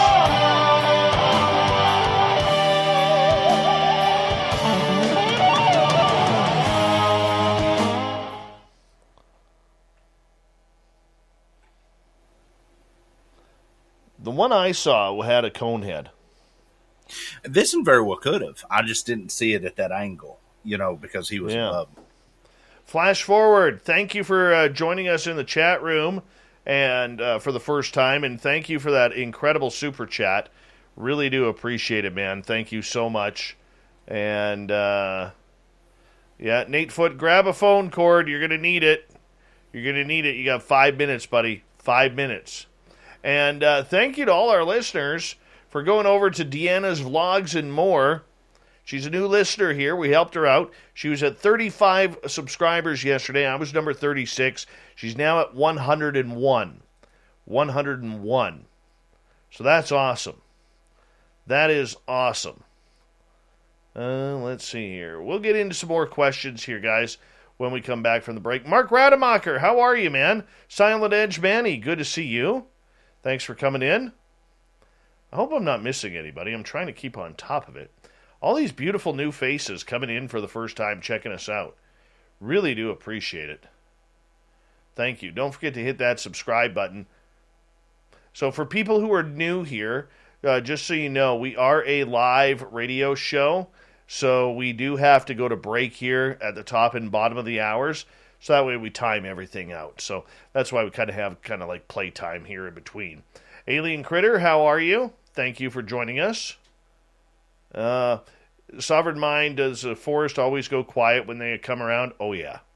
Yeah, my experience has been that too, my friend.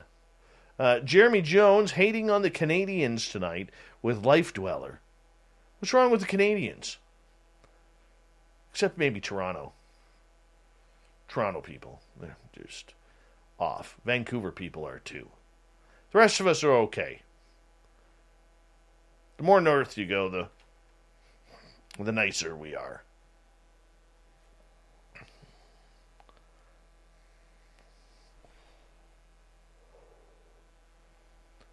Sovereign, you need 1,000 subscribers, I believe, to be able to hit the super chats. Is it super chat? No, before you can monetize it. I think it's. Let me find out here for you. I forget.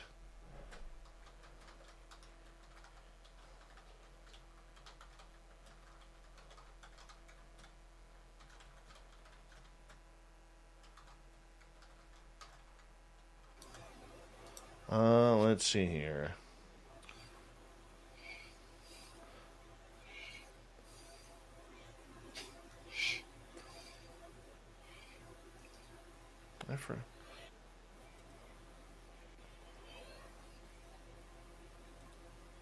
You need 1,000 subscribers and 4,000 hours of watch time in 12 calendar months in order to make it happen.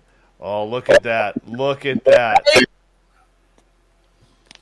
There he is. Look at that. Fellas. What do you bench press tonight? What were you bench pressing tonight? Just a couple cheeseburgers. Hi, Gary. How you doing, brother? I'm great. How are you? How you feeling? I'm getting better. Getting better every day. Good. Getting better every Good. day. That's hey, I just thought it. That's Nate Foot right there, people. Nate Foot. I'm sitting here in my kitchen. I was listening to the show and thought I'd pop in and say hi to two good friends here. Good. You're staying up another hour. Yeah, maybe. Yeah. We're going to go into. Are you guys on break? Yeah, we're on break right now. Okay. Yeah. We got about a minute 20. Minute 20. Gotcha. We got to get Dave. You got to get Nate on and discuss everything that's been going on. He's been a busy. Well, I mean, we don't know. A pretty face like that, he might be turning into a television star here pretty soon. We don't know. Oh. He's got so many NDAs signed out there right now that, hands. I mean, look how perfectly coiffed that hair is. Speaking of which, that's a $200 haircut. That's not a $10 barber special. That's a $200 haircut right there. When's the air date, Nate? I don't know. It's in October sometime. I actually don't know yet, so I'll definitely let you guys know. Yeah, because we definitely want to put it out there. Yeah. For sure. Yeah. Hint. No, it's TV star. No, and I'm not going for that. I think you guys know that. It was just an opportunity to come up. Bullshit. It was a cool. Oh, it was a great opportunity. It was a cool experience. Sorry, I'm trying to get there. We go. I got my camera finally. Okay, hold on, guys. Here we go, everyone.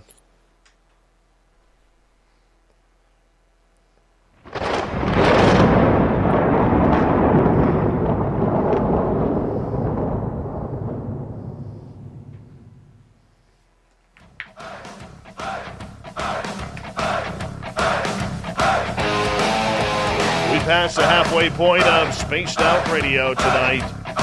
My name is Dave Scott. I'm the guy behind the microphone, the face for radio, and the man that the Sasquatch doesn't want to meet in the forest.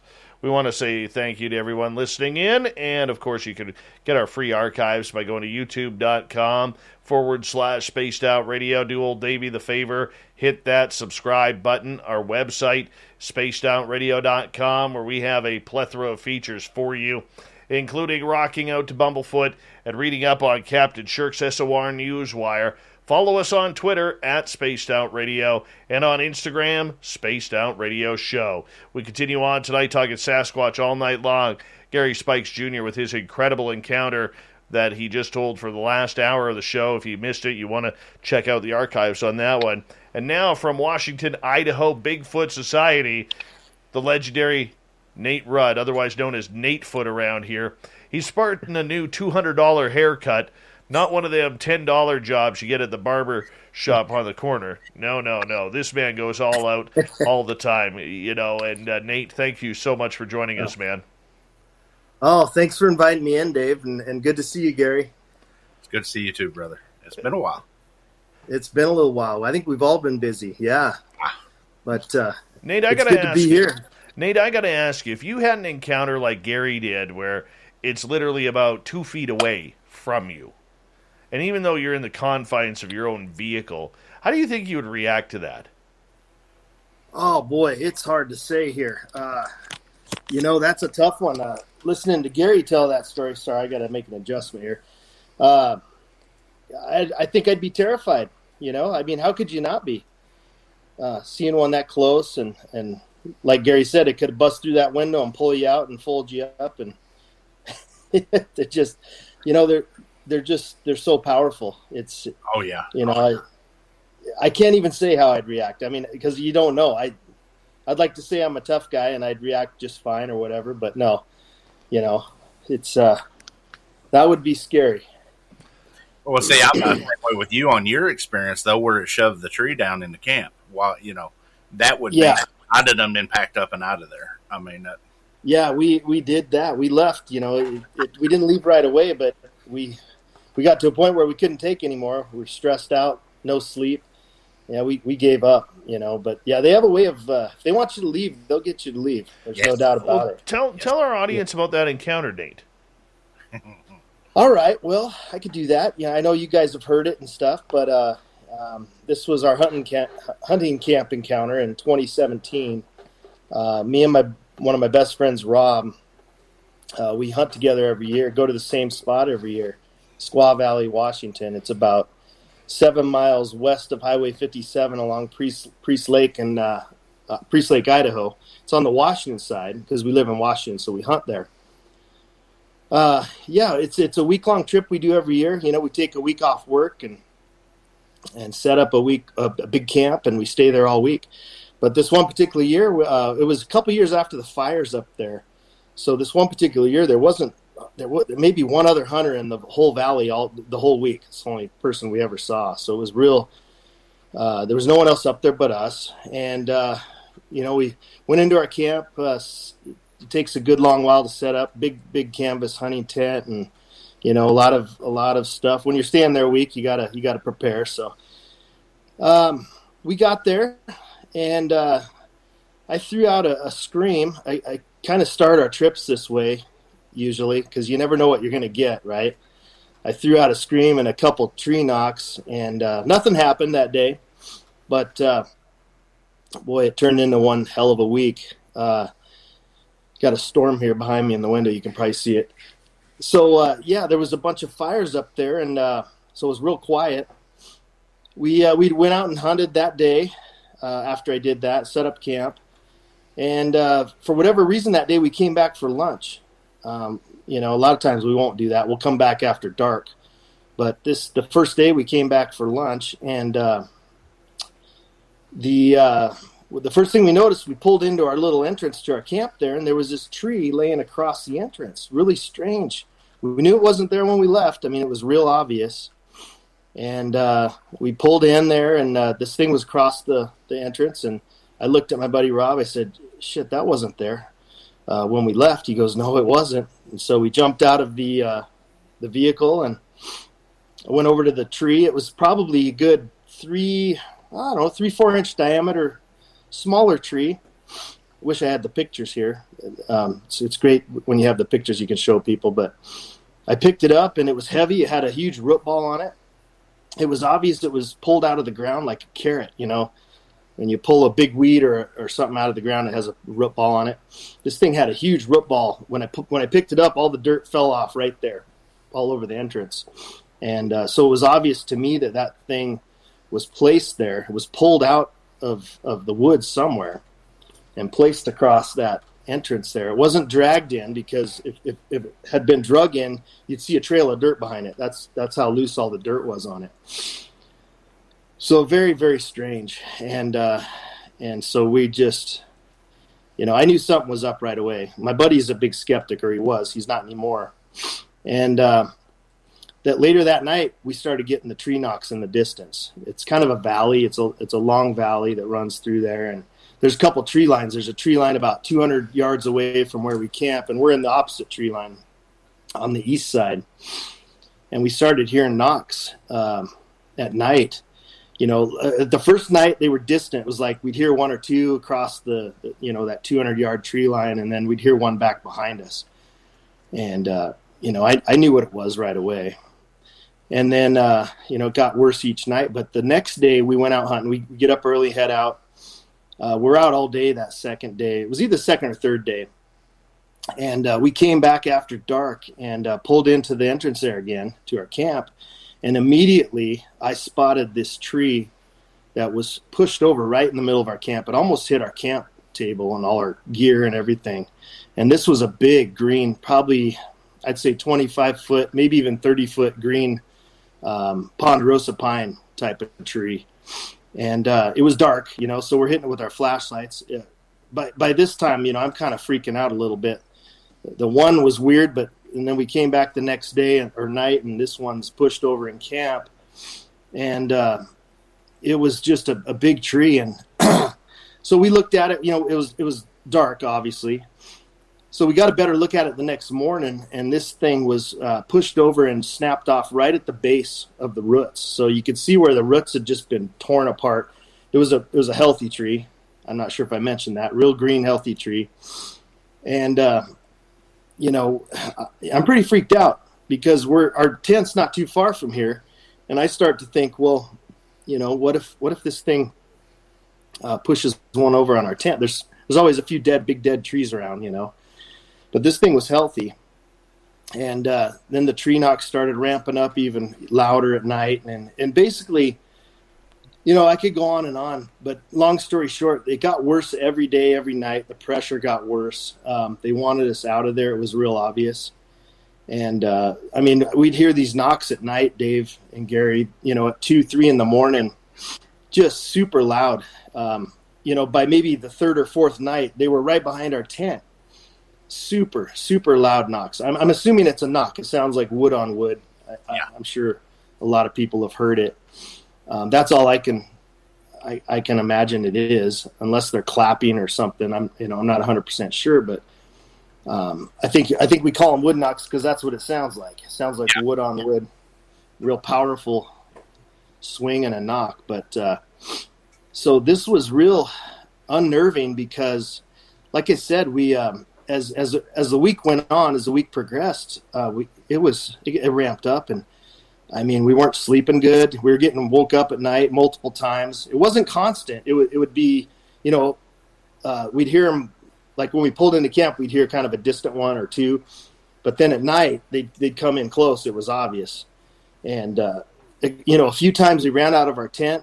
I remember one point we did 1, 2, 3, unzip the tent, run out. We both went 2 directions around the tent and we have good flashlights.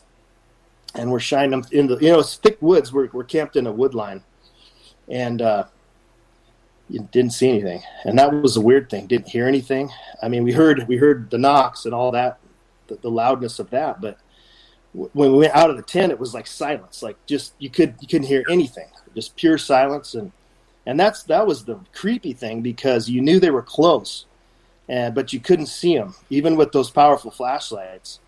And we spent, I don't know, 20 minutes, half hour, a couple times looking around the tree line, it's hard to explain. I don't know how they evade us like that.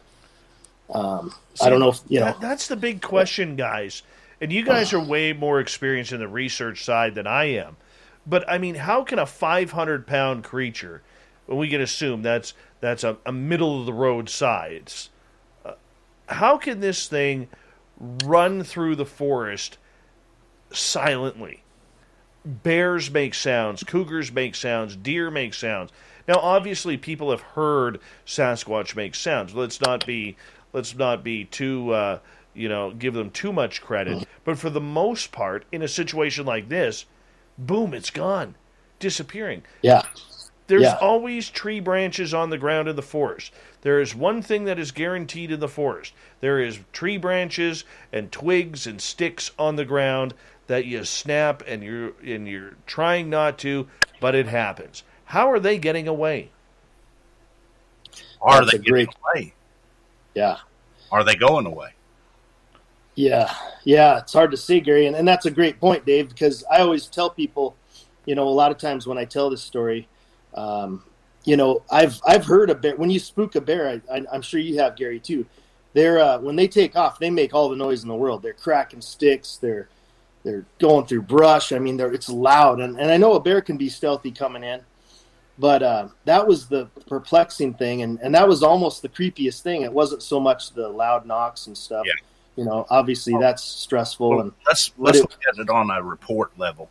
How many times have you heard of reports of them just freezing? Yeah. They know. They have a Nate. We've talked about this. We're not even going to go to the woo side of things. We're just going to stick right with the physical side. They have a higher level of intelligence. They know if they're 10 paces in the brush, they've got 4 layers of brush ahead of you. They know if they freeze, you're not going to see them. But one thing I want to say about what they was doing to you, Dave, I mean, Nate, that is a prime example of what they taught us in anti-guerrilla warfare, psychological warfare. Let you get good into sleep, wake you back up. Let you get good to sleep, wake you back up. They wear you down. Right. No, that's a great point, Gary. That's kind of what happened. They just wore us out mentally and physically. And and then, so we went through those couple of nights with the loud tree knocks. And then I want to say it was the 5th or 6th night. This was kind of the last straw for us. We were sleeping again, middle of the night. I don't even know what time it was. I woke up to this super loud, deep growl, and it sounded like it was right behind my head. My head was in the corner of the tent. My buddy Rob's sleeping next to me, I don't know, 10 feet away or whatever.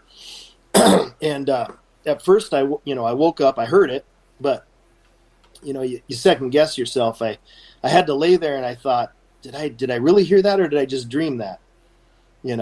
But it happened again, almost right away. And I was awake, obviously. Really loud, deep growl. And so I heard it twice, and then I was okay. I start kind of not shouting, but trying to wake Rob up. I'm like, Rob, wake up. There's growling outside the tent. It happened 2 more times. It happened a total of 4 times. So he heard those 2 other growls, which was perfect because it validated it. And he goes, I heard it. And so I go, well, what are we going to do, And it was one of those things where, well, I don't sleep with my pants on. I do since then, but I wasn't at the time. So we had to throw our pants on and grab our guns and stuff. And that was the last time we stormed out of the tent. And same thing, nothing running away. I distinctly remember when you wake up to a growl like that and you're in grizzly country and bear country, you automatically think bear. In your sleep, you're half asleep, right? So we're running out of the tent yelling, hey, bear, because I really did think it was a bear at first. But looking back on it, the way they were just so deep, it wasn't, to me, it didn't really sound like a bear growling. Yeah. Honestly. We've heard, I don't know that I've even heard a bear growl for real in the wild, but I've heard it on TV. I've heard grizzly and all that. So I think we kind of know what that sounds like. But so we did that. We stormed out again. And I mean, here we go again. Nothing running away. Couldn't see anything. I don't know if they're dropping down on their bellies and blending in with because it is thick, it's thick forest, a lot of brush, a lot of big trees, or if they're just standing behind a tree frozen and it's the middle of the night, it's dark. You're right, Gary. If they're not moving at all, they just blend in. You can't see them. They're dark colored. And so again, long, I don't want to go on forever, but no. And, so we had to make it. And I agree. Sorry for cutting you off, Nate. I agree with you on that because when we got chased out of the forest, Merle, Mark, and myself in 2018, this one that we had heard talking to us previously, and eventually we found the trail how we got to Merle, was literally 20 feet behind Merle in the back of some shrubs and brush and trees. And Merle looked, did not see this thing. And yet, there it is. I mean, either I look at it, if you want to go woo, you can say that it was able to cloak itself. I think we have to. Like 20 feet. That's it. You can, but the thing is, if you want to go woo a little bit, you can see in the daylight through trees and shrubs. You can see something that just isn't blending in, something that looks a little bit awkward. There's always a way to see into something in the daylight. And yet he saw nothing. That's weird. That's what I'm saying. If we, in my prior statement, up to that point, well, let's just take the critical reports. But honestly, Nate, you was part of that kind of converted me to brought me over to the woo train. But that's an aspect of up until now. We're just looking at the physical reports and the procedures and the behaviors.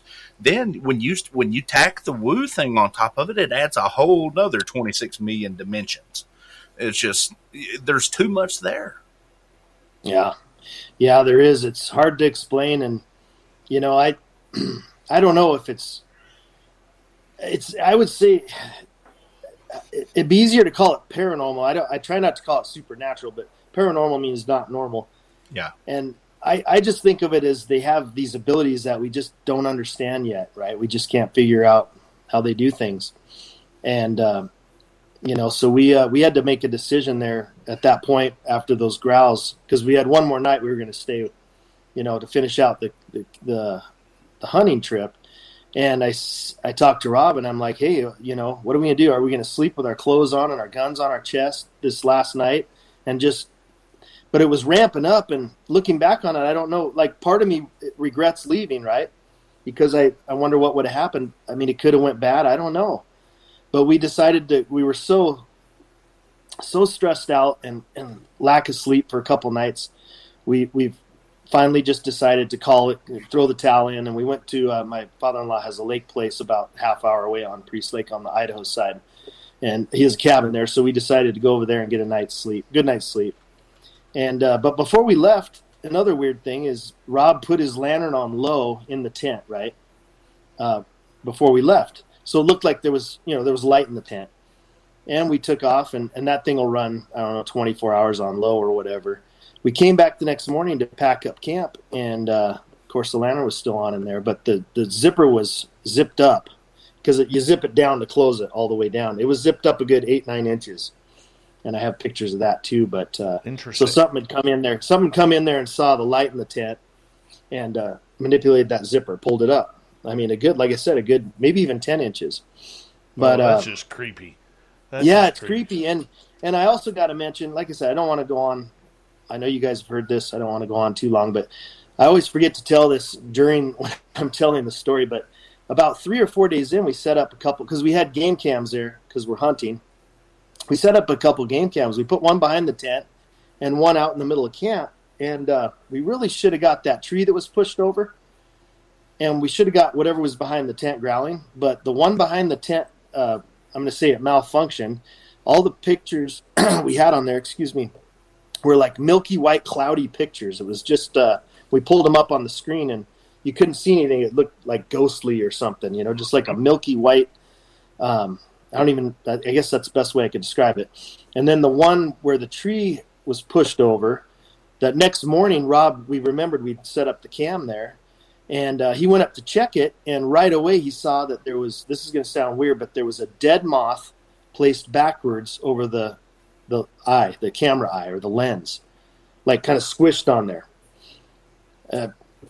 So it didn't take any pictures. It didn't get the tree being pushed over, any of that. So more weirdness with cameras and stuff. Seems like they can manipulate cameras and just mess with them, and almost like playing, like Gary said, psychological. It's like they're playing games with you to see what your reaction is, just trying to drive you crazy. Joe Monk down in California, he always has some weird stuff happening. He caught some incredible audio on his phone just last week. I gotta grab that, and I'd love to hear that. Yeah, it sounds really, really weird, and I mean, this is coming from beside his barn, and I believe Joe is maybe 100 feet away, if that. Wow. If that. And long story short, I mean, these cameras that they seem to be able to manipulate, do you think that they are seeing the red lights on the camera, or they are seeing or smelling the metal, or their hearing is that acute that they are hearing the camera's maybe vibration or sound? We got about 2 minutes here. Gary, let's start with you. You're the tech guy. Combination of all three. I've done IR studies with my dog. My dog sees IR spectrum. My dog can smell the plastics. They use my dogs to track drugs and bombs. I believe it could be a combination of all three. And then add this. They watch you when you put it in. If I came in and put a camera in your living room, you'd know it was there. Yeah, good point, Gary. And I think they were watching us that whole week. Once it started, I think they were around the whole time, because we'd pull into camp after hunting and we'd hear a knock. It was almost like they were alerting each other that we were back, or one of them was. And I know bears can smell cameras and stuff. Yeah. And they'll chew a camera up if they can get a hold of one. So yeah, you're probably right, Gary. It's a combination of things, but they definitely have these. I mean, all I can say is they have these abilities that they seem to have these abilities that we don't understand. We don't know. It's a very strange thing, but a lot of guys have had issues with cameras. It's real hard to catch them on them. 3 months ago, we had a lot of the same white washout on 47 pictures at Brown Springs, Oklahoma. Down on the red.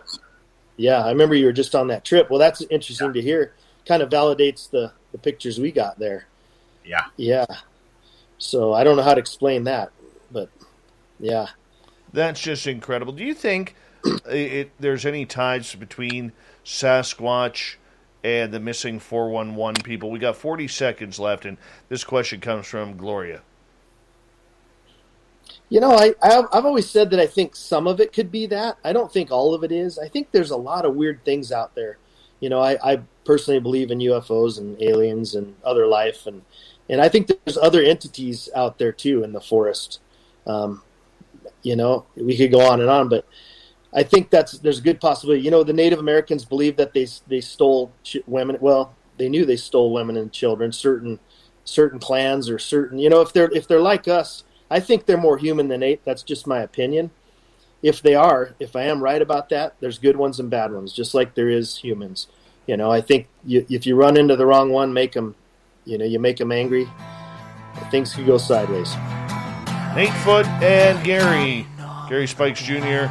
and Nate Rudd, two of the best Bigfoot guys we know around here, talking Sasquatch for another 30 minutes on Spaced Out Radio. Then Stetson John's going to join us for the UFO report and the bottom of hour number 3. We'll be back.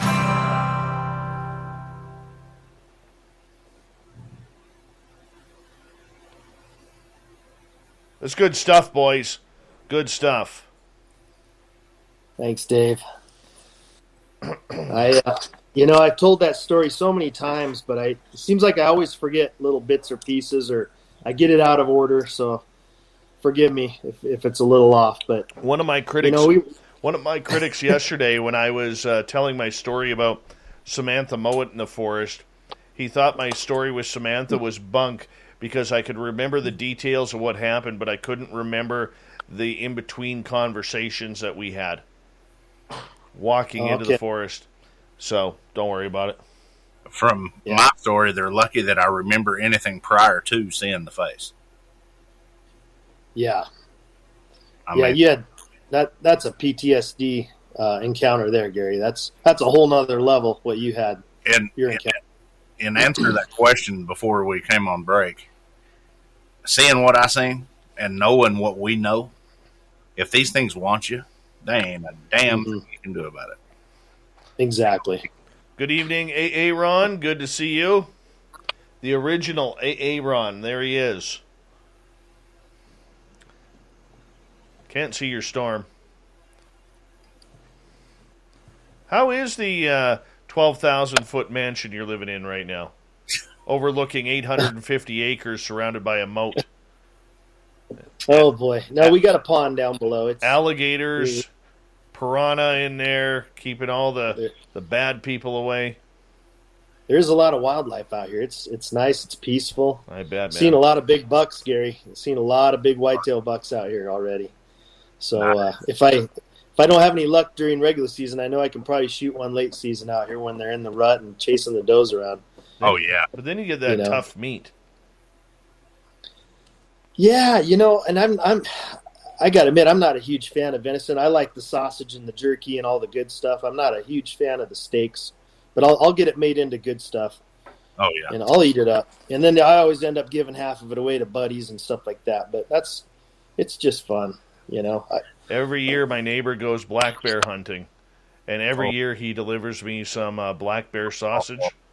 Oh, don't stop it, Dave. Oh. How is it? Dave? Oh, my Good? God. Oh, dude. Bear is the most wonderful meat. Black bear is the most wonderful meat on the planet. It is wonderful. It is wonderful. Stay away from coastal brown bear. It sucks. Grandmaster, how are you, buddy? Yeah, black bear meat is fantastic. Yeah. Coastal brown bear, you are what you eat, literally. They eat all that dead salmon and stuff like that. It's nasty. But a black bear, they're omnivores. They'll eat berries, shrubbery, meat. God, it's so sweet. Dang it, Dave. Do you make your own, Gary, or do you take it in, or what do you do? Matter of fact, I've got 150 pounds of venison and wild pork in the freezer right now that I need to make sausage next week. But I make nice. What do you mix your bear with? Bear? I usually bear with like wild pork, because bear is real greasy. A real greasy meat anyway, and if you mix it with venison, it kind of comes out like a muddled taste. If you mix it with pork, it's a lot better. Yeah, Lazarus says he's bringing out the bison. He's got some bison in the freezer. Oh yeah, another good thing. My favorite is elk. My all-time favorite. Elk is delicious. Haven't tried it yet. Elk backstrap cut up with garlic. Roasted. Hold on. There's a bad rumor going around in the chat room tonight. Joe Smith says he caught me eating Cheerios for dinner. I'm just going to deny that right off the bat here. And, we don't want to condone any type of breakfast for dinner activity around here. And, that's just horrific. I tell you what I'm going to do. Hi, Olin. Go ahead. I'm going to come to Canada, and I'm going to take Dave out in the woods for a survival class for about 2 weeks. And at the end of that 2 weeks, we'll be eating grubs and shrubs. And at the end of that 2 weeks, I'm going to have the wife cook up a nice big old deal of sausage and eggs and bacon and gravy and biscuits at about 6 o'clock at night. We're going to see if Dave will hold up to that. Are you kidding me? I'm going to tell you right now, point blank, I will not, because I'm going to be looking at my new beautiful body, and not this big watermelon that I'm carrying around. By the way, Gary the Dutchman just entered the chat room, and he is the owner of the Mighty Moose Beard Oil. You want to check this stuff out. And you know what? There's nothing more that a Dutchman hates than giving you a deal. They want it all. They're greedy that way. But if you use promo code 2019, you could help grind down Gary's teeth even more, because he's going to give you a deal. And let me show you how this stuff works, as we got a little bit of a minute to go here. All right, just put it in, drop it in your hands like so, and then just massage it into your hands, and there you go. Massage it in. Massage it in. But wait, you got some on your hands. What do? You just rub it through your luscious hair. That's what you do. Ladies, this is good for your hair. All natural. No chemicals. All right? This is all good stuff. Smells fantastic. And because your hair, it's going to naturally oil your hair, you're not going to get split ends. I never have split ends. Gary the Dutchman, everyone. MightyMooseBeard.com, big-time sponsor of Spaced Out Radio. We love Gary the Dutchman around here. And let's piss him off. Let's make some orders. All right? You get those orders in, piss them off, so that way you can use promo code SOR 2019 and really upset Gary, because he's going to give you a deal. And Dutch people hate giving deals on anything. They do. All right. Thanks, Gary. We love you, buddy. Love Gary. I'm glad he finds that funny. Definitely on the losing end of the deal in this group with the hair department. True. All right, boys. Here we go.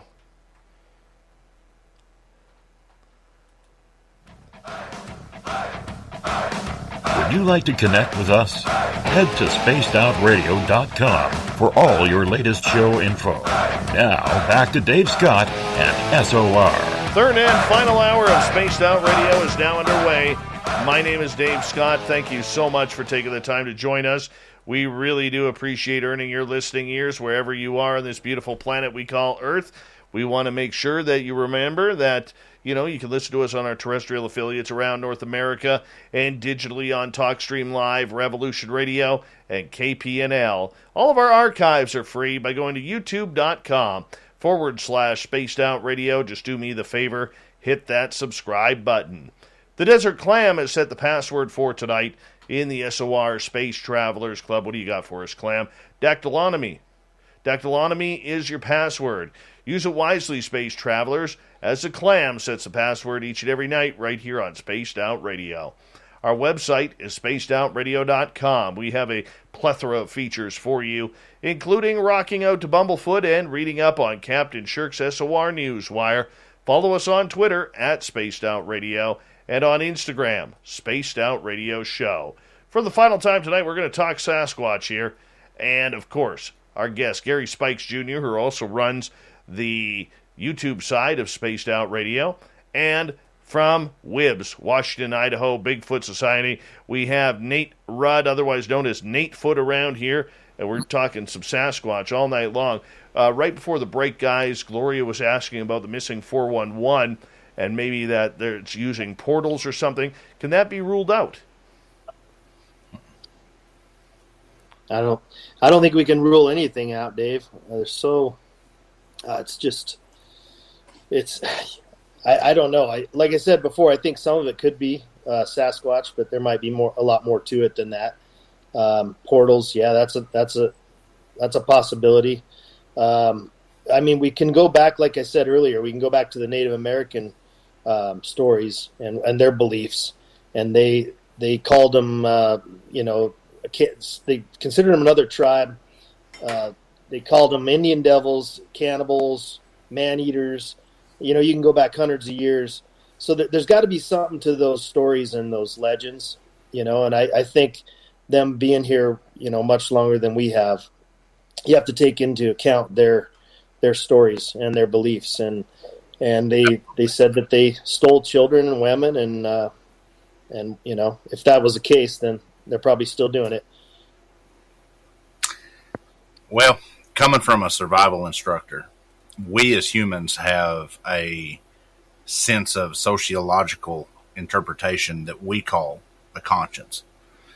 But if you was in a survival situation, you didn't have the sociological ruling and status that we have. Being a predator of opportunity. You're smaller than me. I can eat you for a week. I can feed my family on you for a week. Bears do it. Tigers, for lack of better terms, lions, tigers, bears, oh my. You better add Sasquatch to that, because we are not the top of the food chain. If these guys want us, they're going to take you and they're going to eat you. And it's just the law of nature. Very true. Very true with that. But, we don't know if there is the supernatural abilities that it can cloak itself, or maybe it's just because it's been in the forest for so long, it's perfected its own camouflage with nature. When you're out in the forest every day like that, Gary, you made a comment earlier that it takes about 45 minutes for your hearing to tune in to the forest, and maybe a little bit longer for your eyes. Mm-hmm. When you're in the forest every day, we see mountain men, they're able to see things way before you and I could, because they're out there every single day, and Absolutely. They become part of that environment. Is this just a natural progression, potentially, with this creature? Well, let's look at it this way. My dog is 3 foot tall, weighs 65 pounds, and he can run 38 miles an hour. And when he comes barreling out of the brush, I've got video that can prove it. You do not see him until he's out in the open. These things, if they're 10 foot tall, they're taking one stride to our 3. So they're physically not having to move as much to move faster and farther distances. So I've heard of stories of documented, sightings of them running 35, 40 mile an hour. Well, look what a moose does. A moose can run when they get barreling through the forest too. Yeah, you might hear them, but they're 6, 8 feet tall, 1,200, 1,500 pounds, and they're just a fleeting glimpse. So when you add that with their natural abilities of their hair and the intelligence, here's the key factor: the intelligence and the skill set. I used to lean more towards the natural side, the primal natural. But now you have to add in, there might be a paranormal side to it. Could be. Nate, your thoughts? Well, are we still talking about the missing 411? Sure. If you look at that, some of those cases, especially the children, and I just saw a presentation from Dave Politis here a couple weekends back over on the other side of the state. And, these young children are disappearing just, maybe 15, 20 feet behind their parents. The parents turn around, the kids are gone.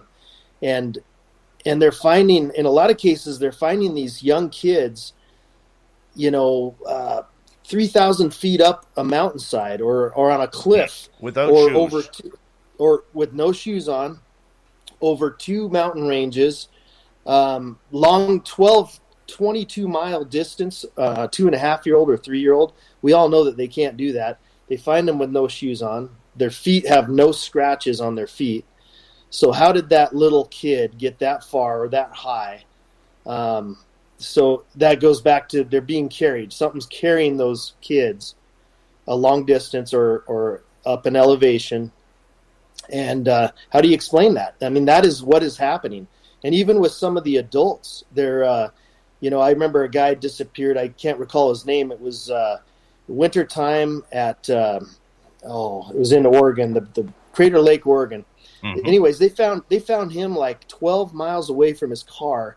There was 12-foot snow drifts. There was no way the guy could have got that far. And he didn't have shoes on. just weird stuff like that. And, so I don't know. I don't think we know what what everything is that's causing this, but in my mind, I would say that there's a good possibility that yes. Well, let me throw two things at you. Two commonalities in all these reports: going up elevation, taking the shoes off. One of the oldest things in the book, all the way back to the Old West, the Middle Ages, they know if we are tender-footed. There you go. As prisoners, first thing we do is take your shoes off. Mm-hmm. You can't run. You don't run as fast. Going up elevation, these things are known down here. I've seen it myself, sitting halfway up a ridge. They like to be, Nate, we've talked about this. Mm-hmm. Love to be elevated. They like to be up high, and they can watch you. Yeah, they can watch everything below. And before I forget, the other thing, when we talk about these missing kids, a lot of them, well, unfortunately, they don't find a lot of them alive, but the ones that they do rescue alive, that are still alive, a lot of them have stories of, a bear kept me warm, or a wolf ate my hat. The big wolf, kept me warm, or, and these kids are seeing this creature or being, and the only thing they can relate it to is a bear, because that's really all they know. It's a big, dark, hairy, large creature. And so again, you have that little aspect of these cases too, where the kids are actually saying, a big bear kept me warm for 2 nights. Yeah, the famous not long ago. Yeah, that's a famous one, but there's a lot more if you read the books, and going way back, even the late 1800s, beginning of the 20th century, these kids have stories of some kind of creature keeping them warm and keeping them alive. And so there you go. I mean, what are you going to say to that? I got to read this story. It's so mean, yet it's so funny. Broken Hearted Savior on Twitch watching says, I thought I saw a Sasquatch about 3 years ago at 6 a.m. I was shocked at the hideous hairy creature. It was grunting and bent over like a silverback gorilla. I was terrified, but still managed to grab my camera. When I got closer, I realized it was my brother's mother-in-law, and her razor had broken. Ouch. Jeez. Yeah. I can agree with that. Oh, my God. Oh, my former mother-in-law is still pissed off a house landed on her sister. That's all I'm going to say. Oh, yeah. Yep, that is true. That is very true. With the mysteries that go along with this creature. Which creature? Mother-in-law or Sasquatch? No, we're out of the mother-in-law game right now. But with the Sasquatch, here we are. We know the dangers that are involved around this creature. I mean, Gary's close encounter, Nate, your encounters, my own encounters. What drives us to keep going and looking for this? Like, I'll be honest with you. Every time I talk about this subject, after the show, the only thing I really want to do is drive out to the forest and just drive the logging roads and just see if I can find some eye shine or something along those lines. Why do we do it? For me, it's just the unknown. It's the mystery of it. And it's such a rush when you're out there in the middle of nowhere. And I'll just use, like, you do a call, for example. We do some calls every now and then. And if you're out in the middle of nowhere at midnight, you throw out a scream, and one answers you on this ridge, and another one sounds off on another ridge. I mean, I got to admit, it's just a rush. It's being able to experience these things. Now, the hunting camp thing, that was different. It was kind of terrifying. I mean, Gary's encounter, obviously, you got to be careful. There's some danger to this. You got to go out prepared and all that. But just little, even subtle stuff. The rock throws, if they're not pelting you in the head. There's so much that happens, and for me, it's just such a rush, and I feel like I'm experiencing this, and how much of our society can't relate to it. They're not experiencing it. They don't even think, I don't know what the percentage is, how many people think it doesn't even exist, and we're not out there to prove it does. We're just out there, honestly, for ourselves to have the experiences together, and to be able to experience some of this stuff. We're going to have a lot of stories for our grandkids someday. Yeah, it's like a club, Gary. We have our own club here, right? It is. Yeah. For me, it's facing my fear. It's an obsession. But there is the adrenaline rush there. And to me being a tracker, and it's the ultimate prey. And when I say prey, I don't mean it's the ultimate trail. I'm not tracking them I'll probably never come close enough to one that I'll ever see it again. If I do, I'll probably have a heart attack because, my issues anyway. But to me, it's the ultimate learning experience. I'm learning their capabilities. I'm learning their behaviorals by tracking them because they do such subtle stuff. I mean, I don't want to, I could be 3 hours just talking about that, but they do really do subtle stuff. They really do stand behind trees and lean out like this and watch you. They really do go from tree root to tree root. They do walk along the top of logs, especially juveniles. They do step in each other's tracks. They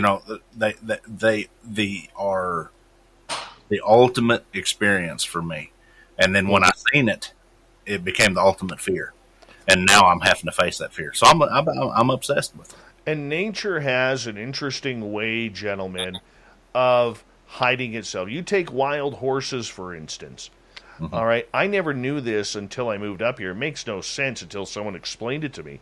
But if you take a pack of wild horses, and if you're driving along a logging road, you'll see a pile of horse crap that's probably a foot off the ground. And then you realize that what they do is the first horse comes in, has its droppings, then the babies come in and drop their feces, and then the big stallion comes in and poops over top of that, and it's all to protect the baby horses to keep the scent away from the predators. And animals are smart, all right? I mean, if you've ever been in a forest, and this happened to me for the first time just a couple of months ago, where I saw a deer get spooked in the forest by our vehicle, and it took off literally dodging in between the trees at top speed. It's amazing what nature can do and how it's prepared every different species for the environment. And Sasquatch, whether it's supernatural or whether it's a localized earthly creature, would be no different. Absolutely. Sheer perfection in nature. For sure. So, I mean... And a lot of intelligence, too, obviously. For sure. Absolutely, with that intelligence. So it's easy to see why it's very difficult to actually find one. But, gentlemen, we got about 7 minutes left. For the rookies out there who want to go looking for Sasquatch, okay, give us some tips on what we should do in order to try and bring a Sasquatch in to try and maybe get that sighting. Nate, your turn. Okay, I'll go. I always tell people to find the reports. That's where you want to start, right? Find out where the reports are coming from, the areas. Now, where I'm at, I'm in a kind of a great spot here in the Pacific Northwest. I don't have to really go too far. I mean, there's sightings and reports all around me, surrounding where I live. But I would say find the reports, the areas where people are seeing them, where there's been encounters, and go to those areas and spend time out there. And you got to train your eye. The big thing for me over the years is training my eye to spot things that are out of the ordinary. When you go in the woods, it's easy to walk by things, and I did it for years and years. But you start to notice things after a while. Once you realize these things exist and they're real, and you see the structures, and you might see a print or they make beds. They put cedar limbs down and make a bed. We've seen those before. Stuff like that. It's all about just getting out. You have to go out. So many people don't believe in this, and that's fine. But I say, well, have you ever gone out and tried it? Have you ever gone out and looked? Most people don't even give it a shot. So, but I also got to say, be prepared if you're going to go out, especially where there's bears and predators. Take a weapon if you're comfortable carrying a weapon. Take bear spray. Be prepared. But I would say the biggest thing if you're going to go out and look is during the day is look around. Look for things out of the ordinary. You'd be surprised what you can see. And then at nighttime, things a whole different thing. You might not want to start there, but You got to be careful at night because you can't see. And I don't know. You might throw out a call, and you might get something back. You might be surprised. It works for us. We get them callbacks every year. So I know some people kind of think that's silly, and they make fun of it. And I don't blame them, but it does work. And, we just enjoy doing it. You can't overdo it, obviously. You don't want to just be screaming and hitting trees all the time. Yeah.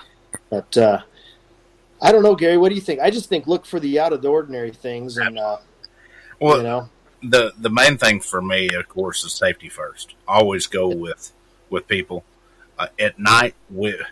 Dave likes to say it here. We own the night. Yeah, we might own the night on the internet. Out in the woods, they own the night.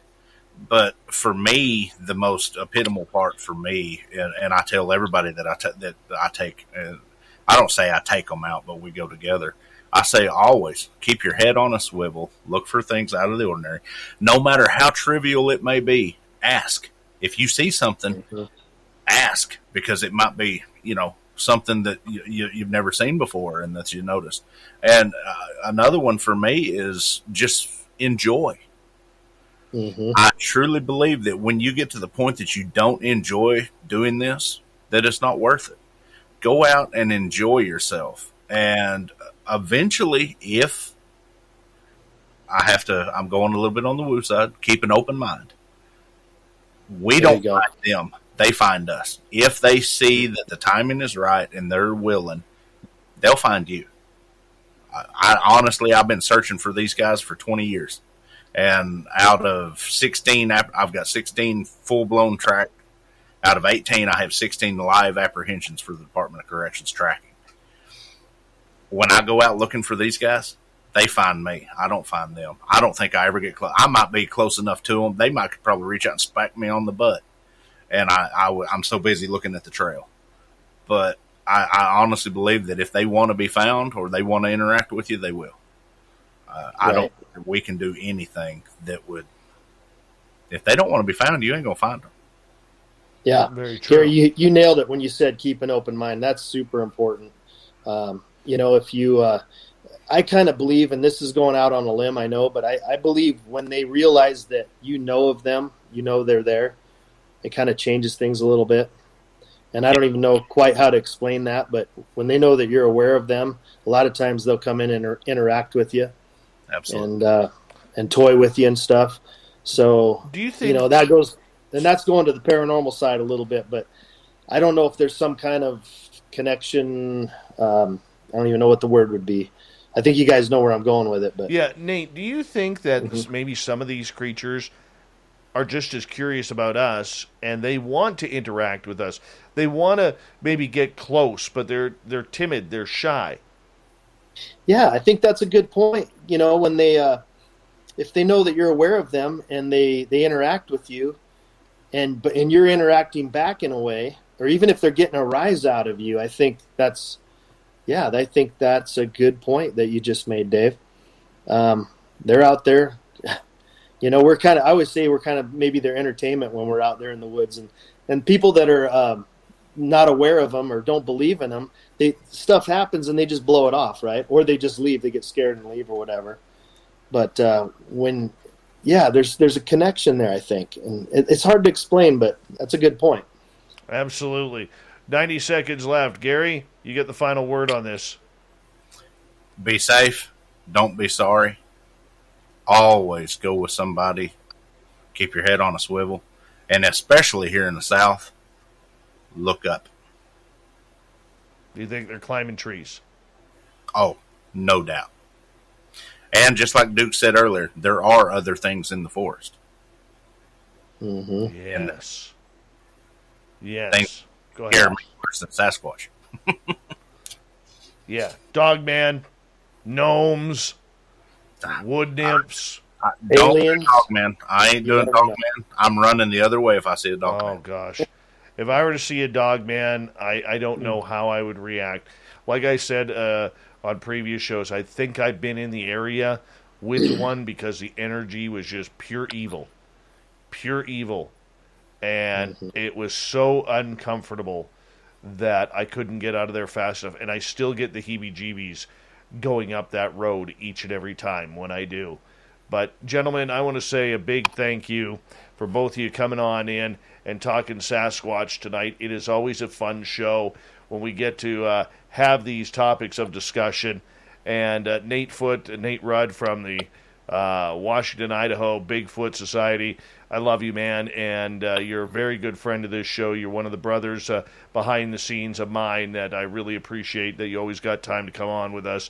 And Gary Spikes Jr., my man, you're the same way, man. You know what I think about you, and love our veterans like Gary out there and all of our listeners who are hanging on out. But the Sasquatch Talk ends now, and we are going to get in John Hudson for the unidentified and the unnatural and the unbiased UFO report coming up next on Spaced Out Radio.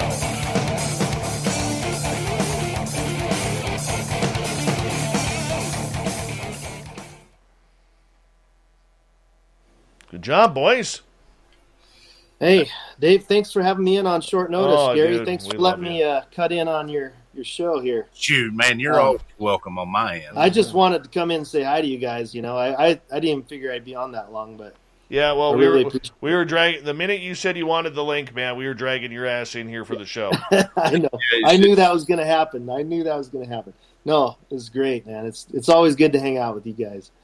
Yeah, where's Hallmark? Oh, he's probably with his new girlfriend. You know, they've been together a little while, but he's probably with her. Did you see what I put on his? You see what I put on his Facebook page? Was it? Do you know that he listens to Coldplay and drives a Prius? Yes. Is that what it was? Yeah. Yes. That's great. I did see that. Yeah. He had to show me. I actually didn't see it. He's like, "Hey, look what Dave said." I love him, man. I love him. You got. He's a good kid. He's got a good girl now. You know, his girl's treating him good. Good. A night, you know, like me and Dad and you and Corey are like very few of the father and son teams. Yeah, good point. A lot of people are loving that dynamics. That's pretty cool. We should do a Father's Day show sometime, Gary. We should. Yeah. Come on in. Yeah. If my boy was older, I would bring him in here too. But I love taking him out looking for Sasquatch, man. Like, well, you know what, Dave? One of these days you'll be able to do that soon. Well, I mean, when we hop in the side-by-side, he's always ready to go. Always ready to go. Yeah. You know, and we go riding and we go looking and all sorts of stuff. And I'll bet it's such an adventure for him, you know? Oh, yeah. Having a dad like you into all this cool monster stuff. Yeah, I mean, he blows me off with this stuff, man. Like, to him, it's just like, whatever. Like, he's just so laid back. He's like whatever, and I'm just bringing John in here. But no, he is just he just likes going for the ride. You know, that's his big thing. You know, but he's still young. You know, as he grows older, he'll probably get into it more because it'll grab a hold of him. You know, a little bit more as he understands it better. Mm-hmm. Absolutely. But we got to get you guys up here. We got to get you guys. One of these days. Yeah, one of these days for sure. Absolutely. Boys, I got to run here. Okay. I got to get ready for the UFO report. Nate, Gary, thank you so much. Much love to both of you. Gary, we'll talk to you tomorrow. And, thanks again, Dave. And Nate, thanks, much love, buddy. Talk to you soon. Great show, guys. Right, have a good night, you guys. Take care. Bye-bye. All right. Gary and Nate, gone. Bye. God, that story Gary told. Isn't that just the freakiest thing? Nate, I believe. Let me just check if Nate. I think they have a YouTube channel. Gloria, 1 second. I believe they do. I forgot to ask Nate. I'm sorry. Hey, Nate, if you're still listening, I'm not sure if you are, but if you are still listening, put your YouTube channel in the link. No, Sovereign Mind, I'm in British Columbia. I'm almost in central British Columbia. Travis DeLuca, how are you, man? It's awesome. Applesauce, what's going on?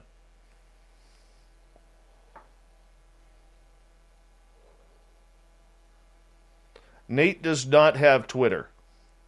That I do know. Does not have Twitter.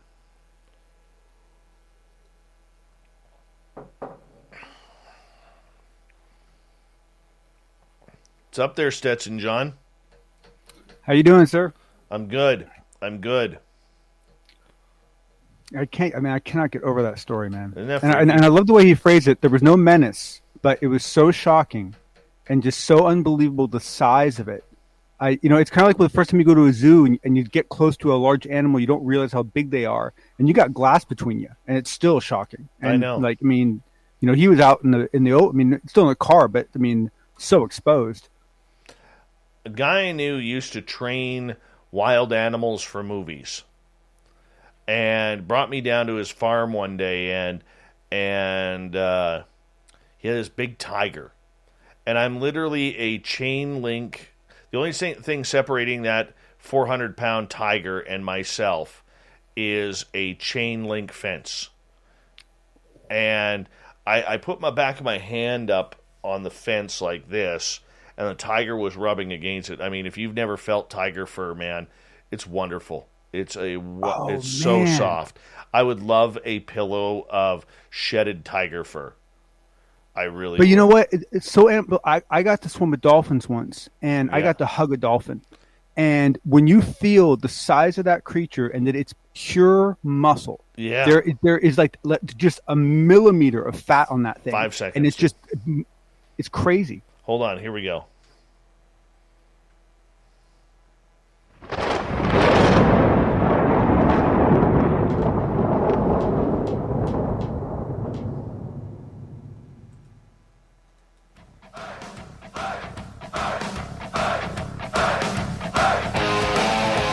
We rounded third. We're heading for home tonight on Spaced Out Radio.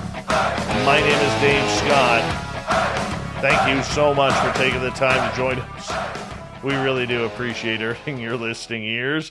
Want to remind you that if you've missed most of this show or others, check out our free archives by going on to youtube.com/Spaced Out Radio. Do me the favor, hit that subscribe button. Our website is spacedoutradio.com, where we have a plethora of features for you, including rocking out to Bumblefoot and reading up on Captain Shirk's SOR Newswire. Follow us on Twitter at Spaced Out Radio and on Instagram, Spaced Out Radio Show. It is time once again where we head into the UFO world. The Unbiased UFO Report. John Hudson is here. He's got his black Stetson on, as he does every time. And we absolutely love it when John is here to break down the latest UFO news. And tonight, we're going to get into the AIAA Aviation Conference. Was there some UFO talk at this aviation conference, John?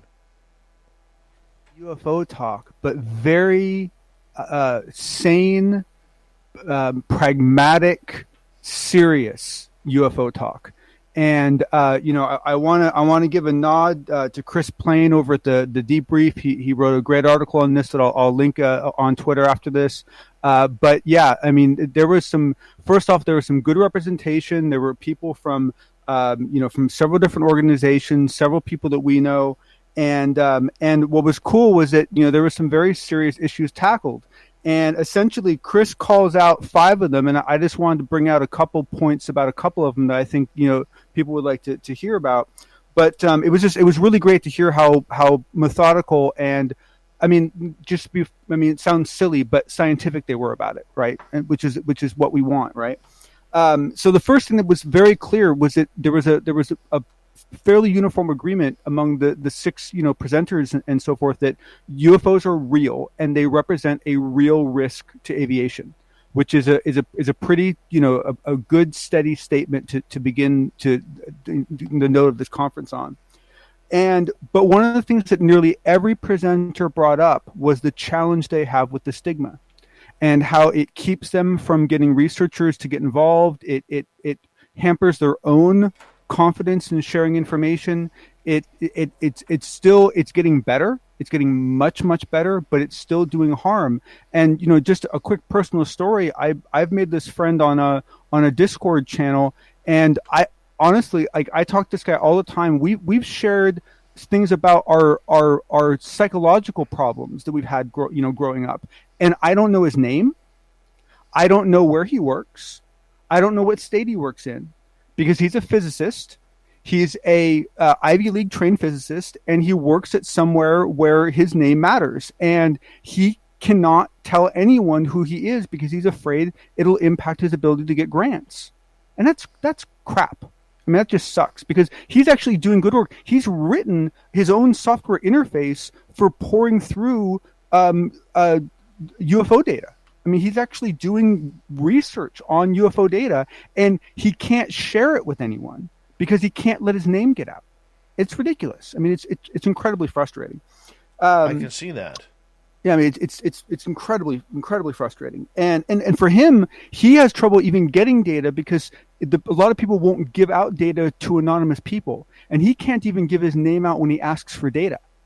So that's how careful he has to be, and I don't think he's being paranoid. I think he understands the environment he's in. Is he an experiencer, or is he just someone who has a real interesting take on this subject? That I don't know yet. That my assumption is he saw something at some point. Most of us have, but I don't know that for sure. Right. I tell you one thing though, he's a big fan of this show. Oh, cool. But hello, whoever you are. So the other thing they went into is that, and we're hearing this all over the place. We're hearing this right now from Eric Weinstein at the conference going on this week. We need more data. We need better data. We need clean data, right?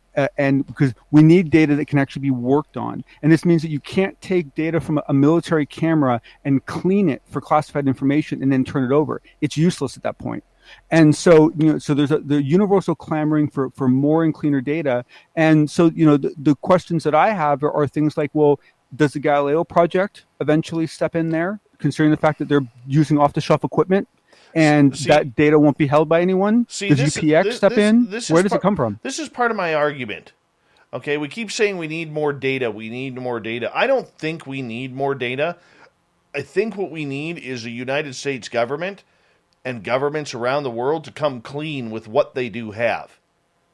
All right? Whether or not, there's a reason, my friend, and if you read between the lines, there is a reason that report, the DNI report, did not go back past 2004.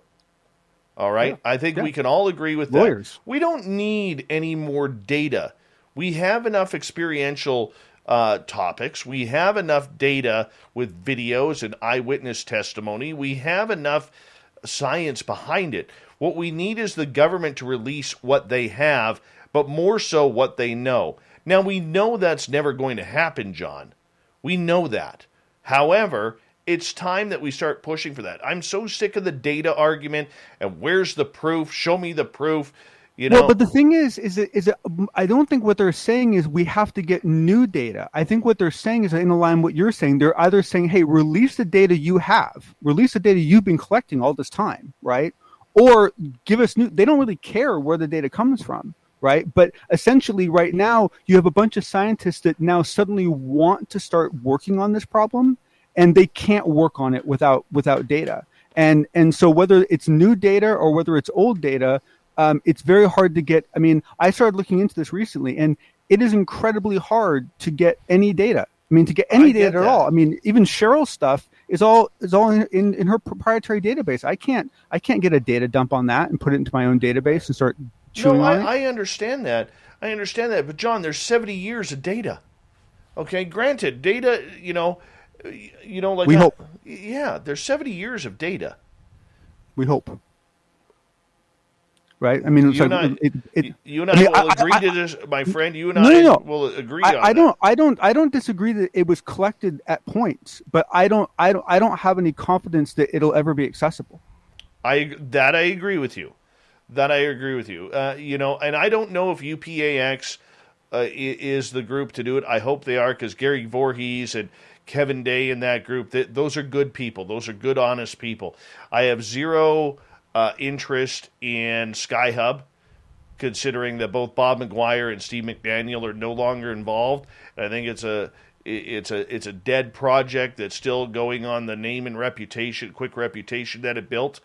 And I know somebody who's hawking it. Don't trust that person at all. So I think that's a dead project there. I'd heard similar rumors that I was hoping weren't true. So that's really unfortunate to hear. I had a lot of hope for SkyHub. But anyway, so the point was that you had people clamoring for more data. But I will say, as a funny side note, Eric Weinstein at this other conference is saying, read us in, we need this data. And it's kind of a funny situation because I don't think that a lot of these physicists realize what they would be giving up if they got read in, what impact it has on their life to become read in. And so, I think some people don't know exactly what they're asking for, but we'll see how that goes.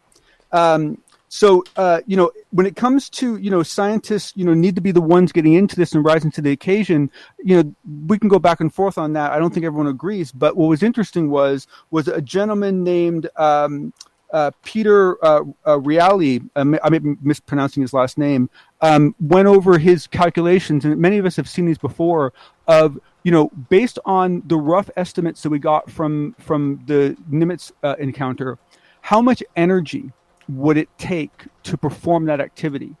And in light of time, I won't read this, but I'll post these quotes later. But what he really comes down to is that you would need about 1.05 kilotons of TNT, or essentially a tactical nuclear weapon. That's basically how much energy was used for a vessel to go from 28,000 feet to 50 feet in less than a second. And we didn't see anything like that. We didn't see any of that energy output in any sort of way, which means it was all consumed and it was efficiently used. And that's almost as important as it is that much energy was required. The fact that they could generate that much energy and use it on a whim. They weren't getting chased. They weren't in danger. They were just hanging out, and they were able to expend that much energy just to do what essentially was, for them, tooling around a parking lot, right? They weren't chasing food. They weren't fleeing a foe. They were just dropping in to check something out. And they were able to drop that much energy to do that on a whim, and it was all used efficiently with nothing emitting from that vehicle at all. Amazing. That's astounding. It is amazing. It's astounding. And then the last note that I was happy that Chris made was that Ryan Graves really stood out as a significant voice in that conference, specifically talking about what he saw, where he thinks it poses a risk, where he thinks it doesn't pose a risk. And I haven't had a chance to go over everything he said, but I think what a lot of it comes down to is that if you completely ignore them, they're not a risk, because they're not really going to intentionally crash into you. However, if a pilot is surprised, or a pilot is shocked, or a pilot is made fearful for their situation, and they make evasive maneuvers, then we really could have some very, very serious issues. Right, and I could see that, and I appreciate that. Let's move on to the next topic here tonight, my friend. John Hudson with the Unbiased UFO Report here on Spaced Out Radio. And this one, let's go over to Fox News. Because, yes, love or hate Fox News, love or hate Tucker Carlson, and I got to admit, as a journalist, I'm not the biggest fan of his, all right? I think he's very condescending at times, but that's for another argument. Mm-hmm. Where I will give him credit for is he is really the only journalist, mainstream journalist out there on big-name television that will not give up on the UFO subject. He is not waiting weeks or months in between stories for something else to drop. He wants to investigate what is going on. And he's got another report coming out, which I think is fantastic. Tell us about it. Yeah, so basically, it is out. It's behind a paywall. I was able to watch it today. For any of us that have been researching this for any length of time, there's nothing new in the report. But it's a really nice. I think its first edition is like 28 minutes, and it's a very nice overview of what's going on, of the the seriousness of what's going on. He has several people on as guests and so forth. But the one thing that I will give him credit for is he only appears in the very beginning of it and the very end of it. He stays out of it. It's really about the topic. And so I once again I agree with you. I'm not necessarily a huge fan of him in general senses, but I applaud him for his effort. But I also think it's an interesting statement, because what you have is the number one rated cable news presenter, right? Is last I saw was last I checked was Tucker, and this is a man that is not missing any of his ego, right? He's a very, very confident presenter, and that's what he needs to be the one doing this. Everyone else isn't saying anything because they essentially don't feel safe enough to do so. He does feel safe enough to do so, and so I think it's a glaring statement as to what the state is of the broadcast news, because everyone else is still too nervous to sink their teeth into this. He's the one that's cocky enough to actually do it, and I applaud him for it. And I think he's doing it in a fairly uncocky, un-Tucker focused way. I think he's actually trying really hard to treat it with seriousness, and I applaud him for that. No, I think that's great. I absolutely think that's great. And good on him for keeping the topic going. I wish he would take a deeper dive in rather than the same people he is listening to, whether it's Nick Pope, Lou Elizondo, Chris Mellon, or anybody of that ilk. I would love to see him get into some serious conversations with some maybe not as well-known publicly researchers. I would love to see him meet with Cheryl Costa. I would love to see him meet with Grant Cameron or Richard Dolan and see how that goes. Well, What's funny is it's actually titled Tucker Carlson's Deep Dive into the UFO, which is kind of, so I'm hoping that there's going to be more segments where he dives into it more. And this wasn't a bad one. This was a pretty good segment. I would consider it, more on par with what Ross Coulthard did. Compared to everything else we've seen. So it's definitely worth checking out. All right. And finally, well, no, you know what? We're going to keep it right there, buddy. No worries, man. We're going to keep it right there, and let's get to the news. John can stick around if he wants.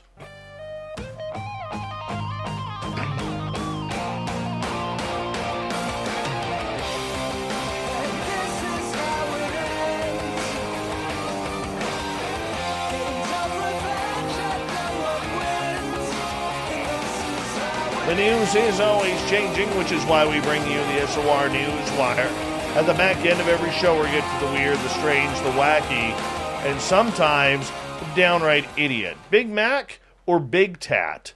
A South Carolina man is accused of tattooing a child inside of a McDonald's last Friday. Brandon Prescia was arrested Tuesday after police became aware of a video in which a juvenile was being inked. Investigators determined Prescia was an unlicensed tattoo artist and that the person getting tattooed was underage. Police Chief Chrissy Lattimore stated. She said it appeared the tattooing was done in the dining area of the restaurant. Hopefully the location is keeping up with its sanitation protocols. Otherwise, kind of gross. Would you like some McInk with your McFries and your Big Mac? I don't know. Despite not being licensed, the kid looked pretty comfortable applying the ink. Yeah, that being said, pretty disgusting display. The child gets ink, this man gets arrested, and just not all around good time at McDonald's. Here's an interesting one. I love stories like this. A billionaire software company CEO has given a former hermit in New Hampshire $180,000 to rebuild his cabin in a new location. Alexander Karp, CEO of Planeteer Technologies, gave David Lidstone a personal check last week. Lidstone's friend, Jody Gideon, said on Facebook. A spokesperson for the data analytics software company confirmed the donation. How can I ever express myself and my gratitude towards something like this? I start to tear up whenever I think about it, Lidstone said. For an old logger who always worked hard, for anyone to give you that type of money, it's incredibly difficult for me to get my head around. There's been an outpouring of support for Lidstone since he was jailed on July 15th and accused of squatting for nearly 30 years on property owned by a Vermont man. His cabin burned down this month shortly before his release, but he recently secured temporary housing through the winter. The location is being kept secret to protect Lidstone's privacy, Gideon said, but supporters will have a chance to meet Lidstone at a thank you event in Warner, New Hampshire this coming weekend. That's real nice. All right. Shortly after departure from New York on May 24th, my birthday, not me, the story isn't about me, a JetBlue passenger, not me, was accused of throwing his carry-on luggage, lying down in the aisle, and refusing to get up, and grabbing a flight attendant by the ankles and sticking his head up her skirt. Yeah, the pervert was restrained by the crew with zip ties. The plane made an emergency landing in Richmond, Virginia, where he was removed. Now he's up for a $45,000 fine by the FAA. Good for him. The JetBlue passenger was just one of 34 against whom the FAA proposed fines against on Thursday for a total of $531,545, bringing the total of 2021 to more than $1 million in fines. And finally tonight, an Apple II computer manual signed by company co-founder Steve Jobs in 1980 has sold for $787,484, a Boston-based auction house announced. RR Auction said the 196-page manual, which features the technical specifications and operations instructions for the Apple II computer, was signed by Jobs and Mark McCullough, the second CEO of Apple, in 1980.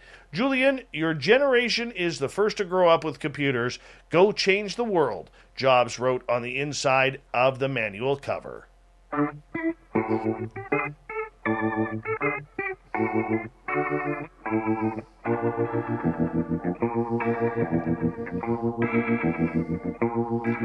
Thought of the Day happens every night at this time, where we ask a question on our Facebook and Twitter pages, then read your responses on the air because we love the audience participation around here.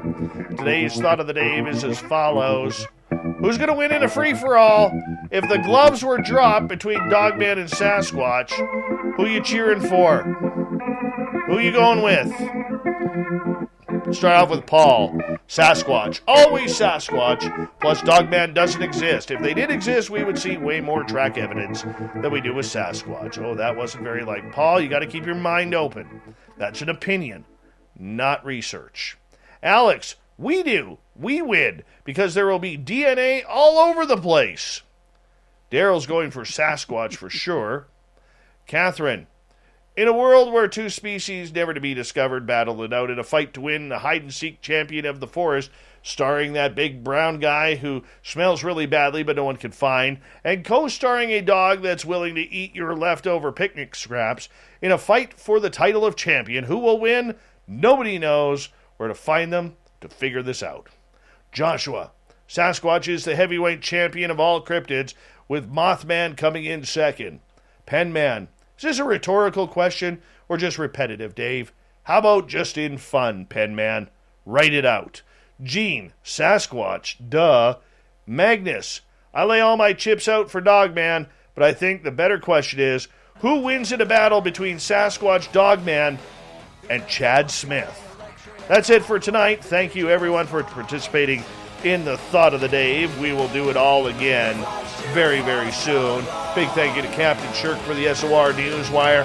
Nate Foote and Gary Spikes Jr. talking Bigfoot all night long. We got Mr. Ron Bumblefoot Thal rocking in the background with Little Brother is Watching. Bumblefoot is the official music of Spaced Out Radio, rocking us in and out of every single show. Get your horns up for the guitar god himself. Special thanks to everybody listening in at home, at work, in your cars, wherever you may be. Thank you to everyone checking out our chat rooms tonight. YouTube, LGAB, Revolution Radio, Spreaker, Twitch, and Twitter. I know you're out there somewhere. This show has been copyrighted by Spaced Out Radio and SOR Media Ventures Limited. Thank you so much for choosing to share your evening with us, because together, my friends, we're watching. we own the night. Mr. Bumblefoot, we need a favor. We need you to take us home.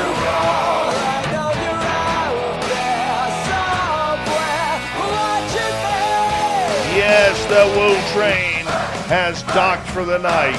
But soon, my friends, we shall ride again. Your seats are always available. Your tickets never expire.